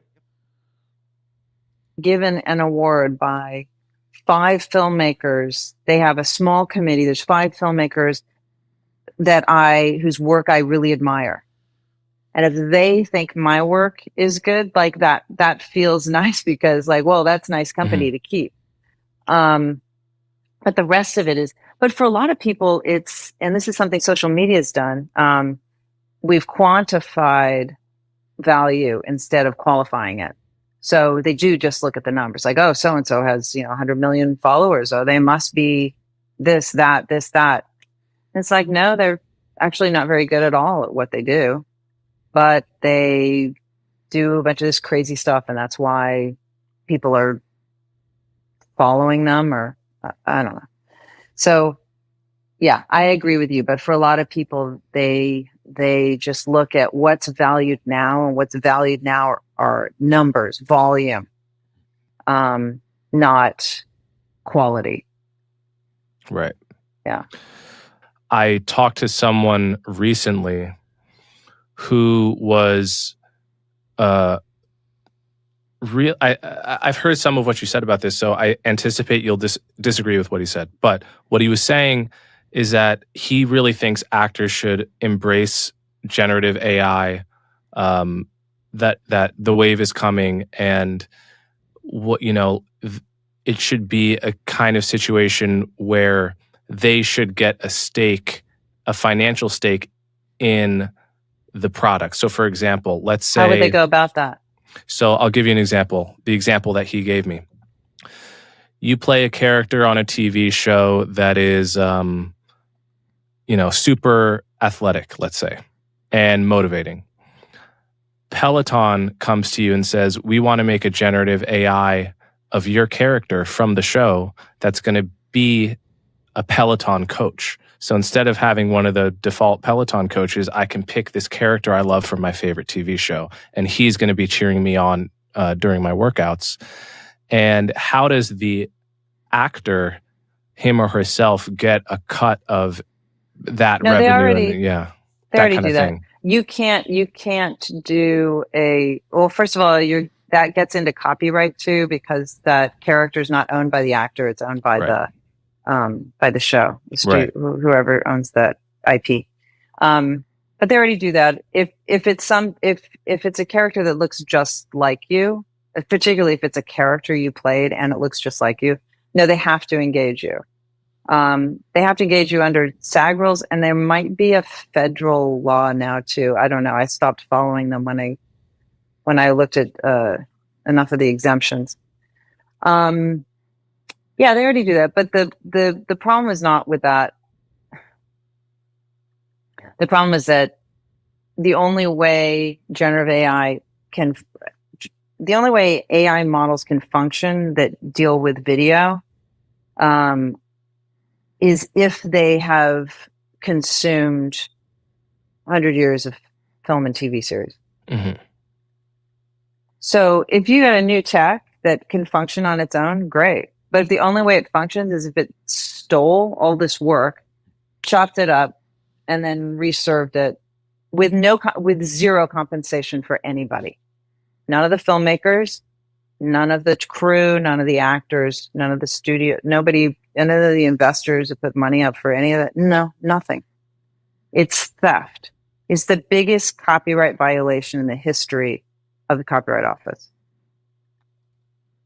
We've talked about this. Mm-hmm. She brings a good point. If I come into some money tomorrow and we're making a movie, then AI gets a hold of it, chops the movie up, does all this stuff. I did not pay for AI to chop up my movie.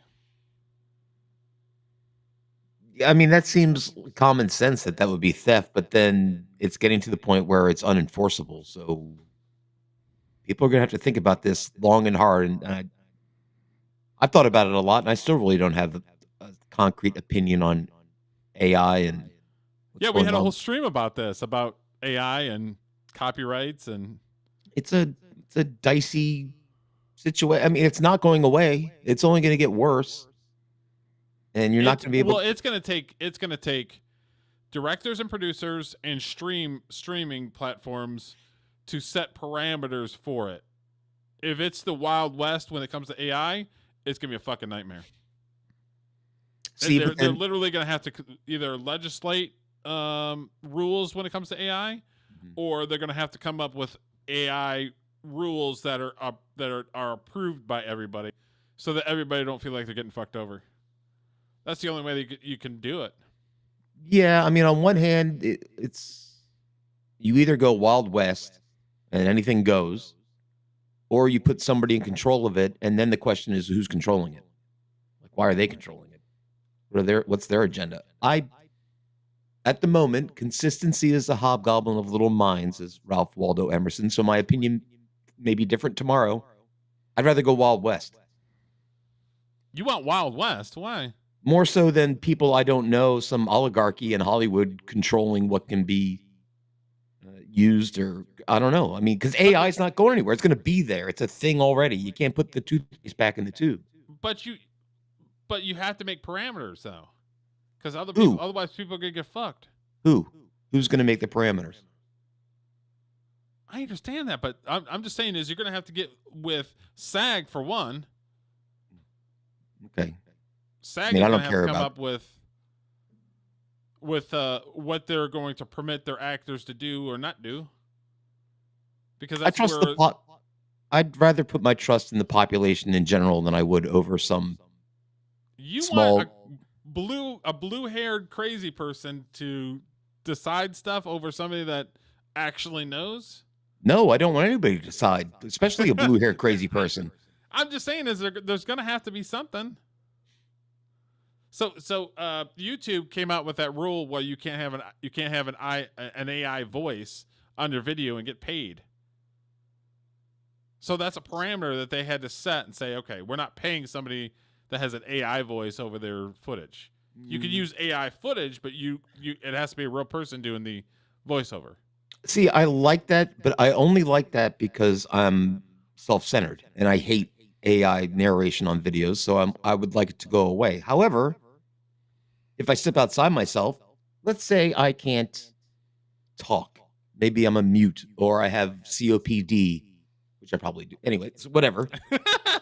And I want to express myself on a video, and I'm able to type my script into something and have a voice speak for me. What's wrong with that?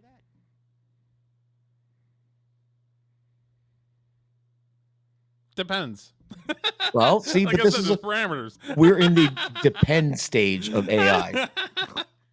Like, look, do I want people to have their likenesses ripped off and faked and to get to the point where you don't know what's But they're real? going to try if you don't have something. No, there is no try. They're going to do unless somebody puts something in. And the question there isn't whether it's not the what, it's the who. Who is going to control I understand this? it, but if I wake up tomorrow morning and there's an AI version of Derek, I'm getting paid, or you're taking that shit down. Yeah, okay, fair. I mean, you'd have to catch them, and But you'd have to have parameters on that shit. Otherwise, there's going to be an awful lot of lawsuits. I mean, people are already lawsuit heavy to begin with. Yeah, I don't know. That's I haven't really figured out how I feel about it. I'm not except for saying the that fact there has to be like an iron fist. I'm just saying there has to be some sort of parameters on what's copacetic and what's not. That's all I'm saying. Well, does AI belong to anybody? Well, at the moment when people are calling it AI, it's an algorithm. So I don't trust those people creating the fucking algorithm. Because if it belong, like if I write a song, let's say, and then somebody writes the exact same song, clearly they got from me and they make money off of it, that's a problem. Yeah. Because it's my song. It came from here. AI came from everybody. It's basically like you said, it's just an algorithm going into the history of whatever and aggregating the prompt and coming up with an answer. It's like an algebraic equation, really. Nobody owns the data that's out there. I mean, if it's, I don't know. I think I need to give this more thought, maybe. I just, in general, at the moment, I would rather trust the Wild Wild West than a bunch of Hollywood executives and union the Wild commies. Wild West is going to be an awful lot of lawsuits. That's all I'm saying. Well, I hate lawyers, so that's true. At least, Well, okay, so if it's Wild Wild West and there's a bunch of lawsuits, the Supreme Court is going to create the parameters. So who would you rather have the parameters created by? The Supreme Court or whoever the production company is, or the writer or the actor, or SAG? I don't have a realistic answer to that because That's a I lot don't of deep think. thought. We can. No, I mean, because I think I get what you're saying, but I don't think it's enforceable. I think it's going to be out of control. I don't know. I mean, right now it's an algorithm that somebody's programming. Mhm. So you can put restraints on it right now, or you can go to freaking Grok on X and look up something obscure that's older than 30 years from now, and it has no idea what the fuck you're talking about. It might give you sort of a basic outline of what social media says or what Google says. That's it. They're not going to show you pictures. They're not going to show you anything because it has no idea what you're talking about. Why? Because somebody hasn't programmed it in there. That's why. It's an ethical and technological quandary that has outpaced our ability to figure out what to do with it. It's runaway technology. Maybe the first case of it. Yeah, maybe. That's a problem. And you cannot, if somebody said, oh, well, we're building a model that's very specific to, well, there's problems with this too, but it's very specific to Disney. It's just Disney films. And I'd say like, there aren't enough. There aren't enough Disney films. So you're going to, if you're going to customize something, you're going to build that on top of a model you've already got that swallowed, 100 years of film and TV series. And then you're going to customize it on top of that. But your foundational model is not just Disney films. And if Sam Altman and those guys want to do it where it's just their home movies and all the writing that comes out of it, that's Frankenstein writing that's spit out of it, is just based on their journals and not based on all the writing, all the books that have ever been written and all the writing that's on the internet that nobody ever intended to have sort of hoovered up, then great, do that. But to just assume that just because it's sitting online that you can just take it, I don't know. No. So let me play devil's advocate. If I were making an analogy to say music, and good point. I'm a rock musician, and I've basically trained my creative mind on the entire Beatles catalog, and now I'm making new songs that are clearly stylistically right out of the Beatles. Like it sounds like a song that that's in the Paul McCartney vault that never came out, but that's my style, and let's say it's as successful as it is. How is that so different from a Gen AI that's trained its creative mind on like tons of But there is movies? No creative mind. There's an algorithm. There's an algorithm. Nothing new will ever come out of generative AI. True. Ever. It's a regurgitation of the past. It's an approximation of a prompt. Nothing new will ever come out of it. Because artists are tubes through which God, the universe, magic, whatever you want to call it, comes through into society. And that's been, we've got some plaque buildup in there right now because of the fear, right? That we were talking about earlier. So we haven't had that flow. Like I said, like there's a new genre coming that has been like sort of, stopped up because of this fear. But it's gonna come, and just nothing new. So if people are using it and imagine that they're filmmakers, that's not filmmaking. All right, it's something else. I mean, people can go ahead and do it. So my Spit ears out are whatever starting you to want, smoke, but- and my brain is working here. So today I worked on a song with my friend that he wrote, but he didn't have a bridge for it. So I was thinking about the song while I was going to sleep the other night, and a bridge came to my head. I'm like, oh, this would good here. So I played it for him today, and he's like, it's a Beatles bridge. It's a Beatles song. You just wrote not like a ripoff like yesterday, but it's a Beatles style, right? Well, that comes from my internal AI, and it aggregates my influences in my life. Of course, I'm going to write something that is at least a little bit based on what I've heard before. Does that make sense? Yeah. So I don't know where I'm going with this, Derek. I just needed to get that out. I'm just trying to get. AI does the same thing. What's the difference? Is that what you're basically trying to say? I'm not definitively saying that's my stance, but yeah, I guess that's where I'm kind of trying to think. Like she's saying, nothing new comes out of the past. Well, that's not necessarily true. People are inspired by. No, she's saying nothing new is coming out of AI because it's gathering everything from the past. So it's not gonna spit something else that's brand new, spanking new. All right, you're right. Yeah, that's true. Because what I wrote is not a Beatles song. It's just something that sounds like the Beatles. if she wrote a book and then all of a sudden it's spitting some of the words and the phrases that she put in her book, she's basically saying that that's illegal and somebody's gonna get sued. All right, I need to. This is like a big question, especially for artists. Yeah, it's a huge question, especially when it comes to art. And I have to be both, protective of art and also realistic at the same time. And with AI, that's hard to square that circle, so to speak. It's definitely difficult. It's not filmmaking. Okay, before I let you go, one last question.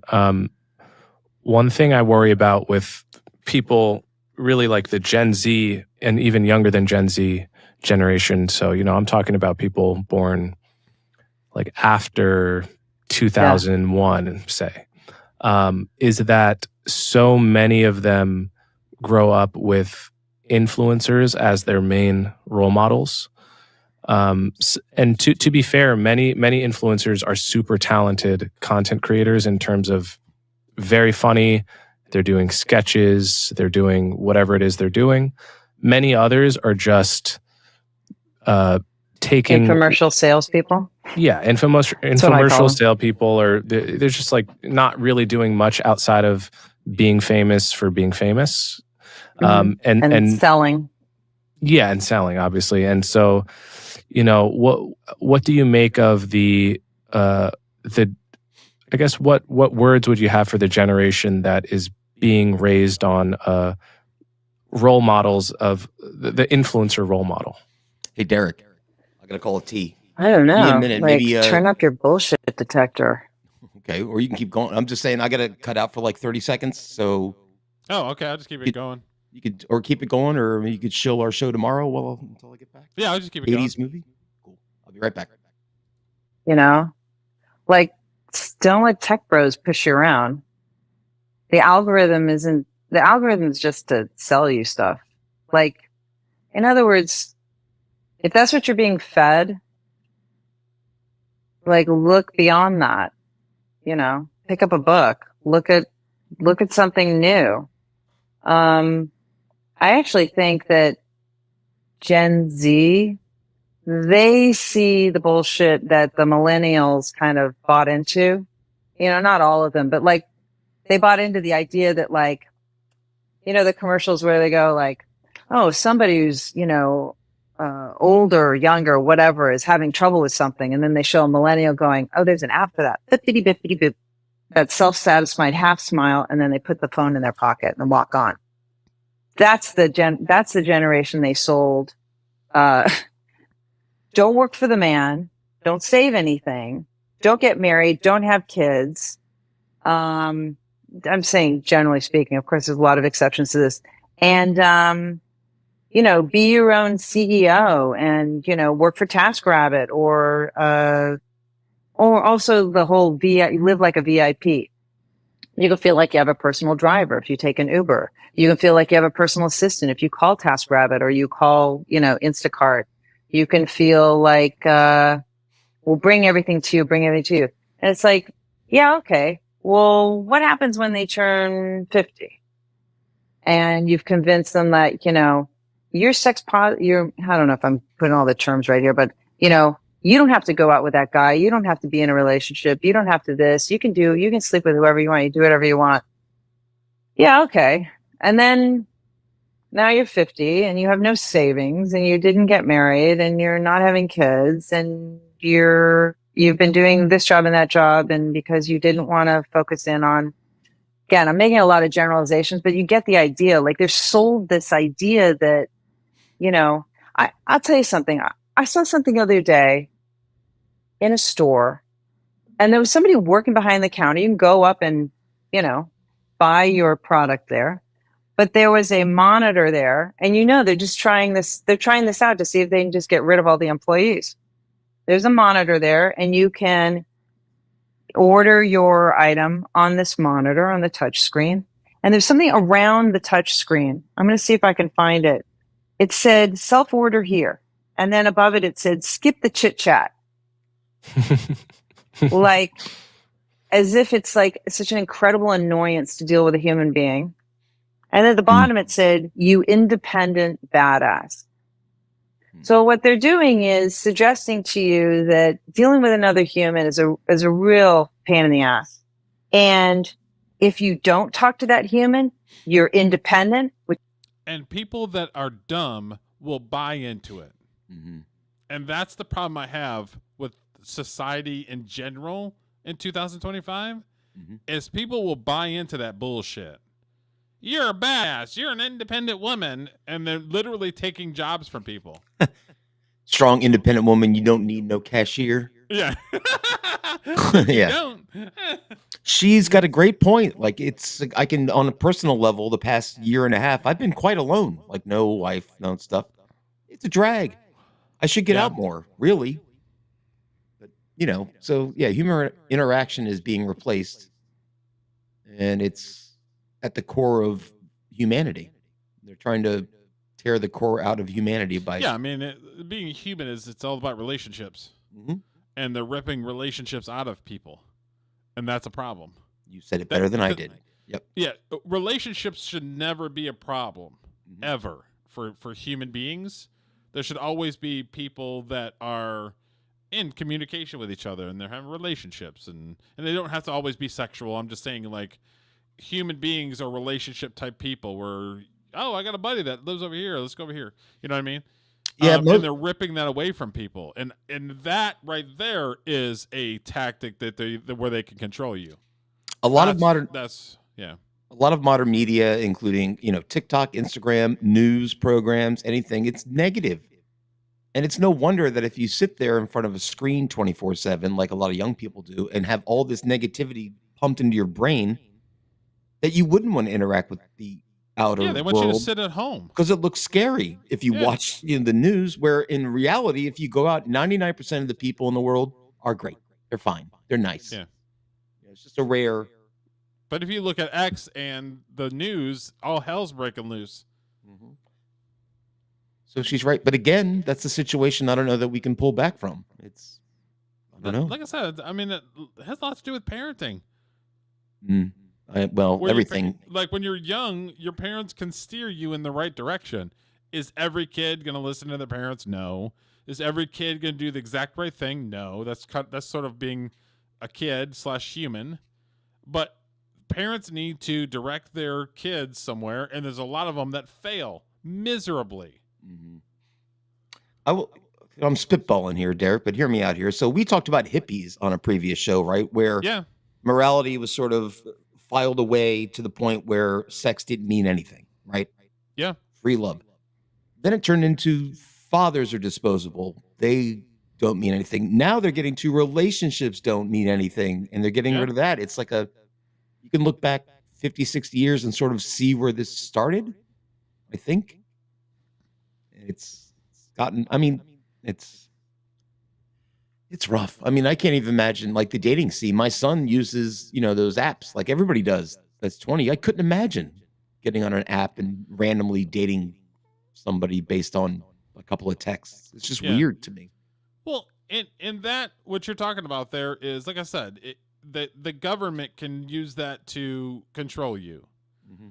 Or other governments can use that to weaken the population in that country to take them over. So everybody's always has their angle of why they would do something. And I think that it's both. I think both can be true. There are countries out there that they're never going to storm our beaches, but they'll cause infighting in the United States because that's what we're good at, is having idiots screaming and yelling either in the streets or on social media. Modern war fighting, it comes down to the point where, and this is, my son told me this, he went to college and got a major in international affairs, political science and stuff. He said in 2025, if you're putting troops on the ground to win a war, you've already lost it. There's no need anymore. And you're right. So I think I've come to the conclusion that the only solution is kill the internet. Basically. I think the internet's had a lot more of a negative effect than it has a positive effect. And there's been some good stuff that's come out of it. I'm not saying that there hasn't, but the negatives have outweighed the positives. It's unfortunate because it's such an amazing tool in terms of learning about things. The entirety of human history is on your phone. Yeah. But people as normal fucked it up, like we usually do. If you let people do their own fucking thing like the Wild West, they're gonna fuck it up. Got me on that one, Derek. Nice one. Nailed it. Just positive, and you're a badass, which is, we're just going to elevate your position here. And what is that for? That's to convince you. And it's the same thing that got millennials into all of this way of thinking. It's the same thing. It's just so they can sell you something and not have as much of an overhead. Mhm. That's not to make your life better. They're testing to see if they can get rid of all the employees in there. Absolutely. And So if they implement that where they don't have employees to pay for, they don't have to pay for their health insurance, they don't have to pay for the Social Security, they don't have to pay for the taxes, they don't have to pay for anything, but that item is still the same price, who wins? Well, the company wins. The company fucking wins. Absolutely. All right, so let's People take don't that. do shit just because. It's all about money. I've always worked in All about money. industries that was merit based. So I had to be two things. I had to be useful to the company and good at what I do.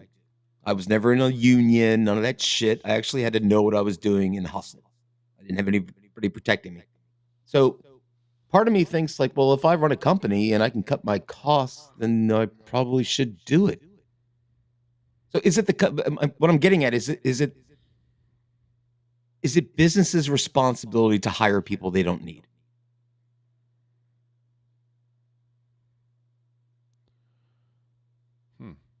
That's a very communist way of thinking, I think.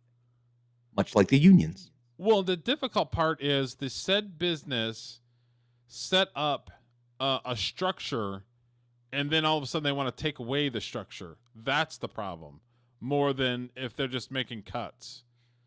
So they said, well, we're going to hire 5,000 employees. Mm-hmm. And then all of a sudden they make a widget machine that cuts their staff in half. They'd already set up the 5,000 people to basically lose their job because they want to innovate. See, because so it's like, yeah, you want the company to succeed and make money, but you're also you set up a structure of these employees and then basically said, we only need half of them. So that's a very pro-union stance to take, Derek, which coming from you is a little surprising. Which is kind of surprising because I'm not really not much of a pro-union. But I get you. You don't want I'm just saying we're bringing in more people into the country. We've got about 40 million people who probably aren't supposed to be here to begin with. Then the jobs that they can manage to sneak by and get are getting cut. So you're going to wind up with a bunch of homeless people. Right. So do we just suck it up and have the companies bear the burden of the homeless problem? Or like, that's another question that we need to think about. But yeah, that's a deep thought. Well, I mean, I'm trying to take it out to extrapolate it out to where I think it would go. Yeah. Which, I mean, it's already gone. If you look at some cities in America with homeless all over the place. I'm just saying is if a structure is created and then you completely uproot the structure and shit on people, then that's a responsibility of the company. Okay. Because you made people feel like they were a viable part of that company and then shit on them. So there is a little bit of a responsibility. So you think companies do have a responsibility for the well-being, financial well-being, long-term of their employees? Correct. If you set up that structure, if you came out and said, hey, we're hiring these 500 people and then we're going to start implementing AI and then we'll teach you guys how to run the AI, but we may not need everybody. Like if they were up front with it, I think it would be different than if you worked in a factory of 5,000 people, then the next day you walk in the factory and they put some new superstructure machine there that takes away a bunch of people's jobs. There is a little bit of a responsibility. All right. So it sounds like what you're suggesting is that McDonald's should have like 2-year contracts for their cashiers and guarantee them employment.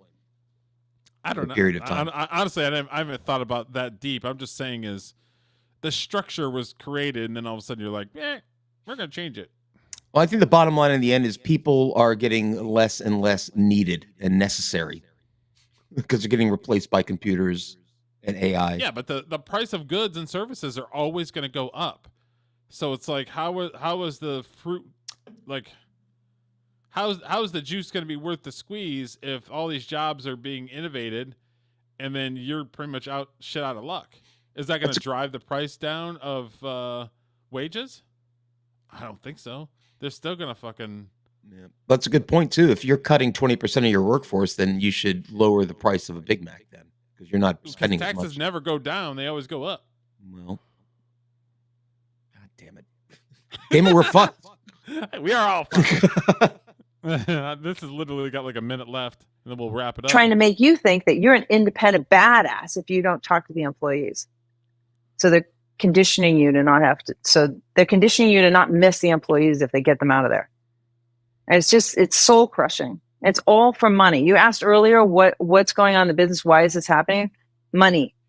Why is this happening with generative AI? Money. It's not to make anything better for anybody.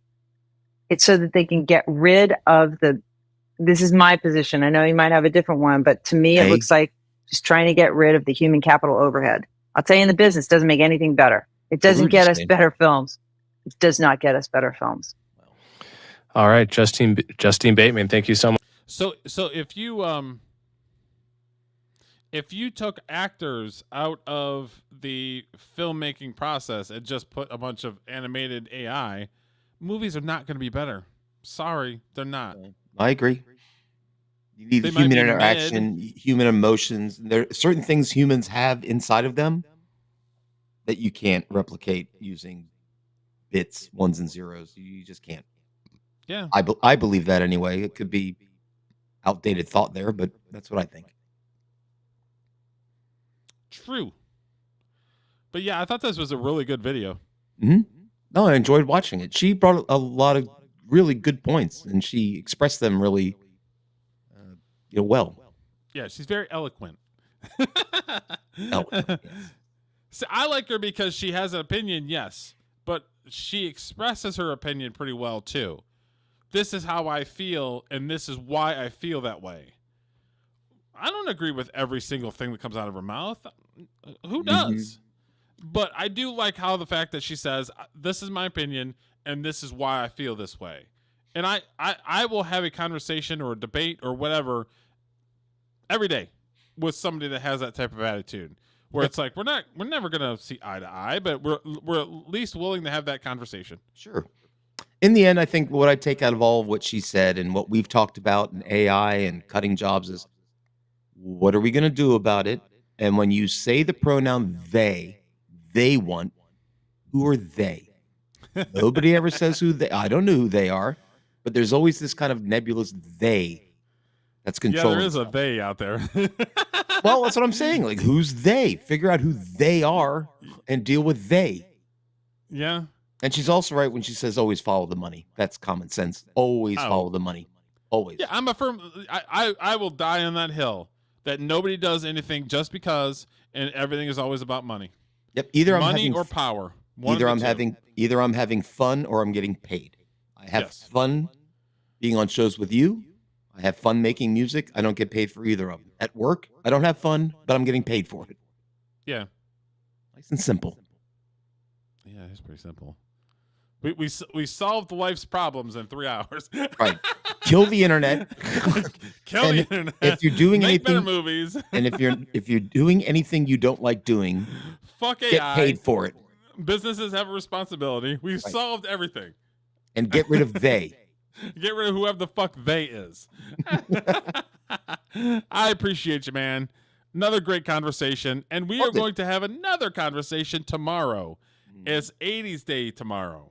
Nice. So how we're doing it is we're going to have your top 5 80s movies, my top 5 80s movies. Need to get on and that. And then I have the tier of about 30 to 40 80s movies, and we're going to tier those together.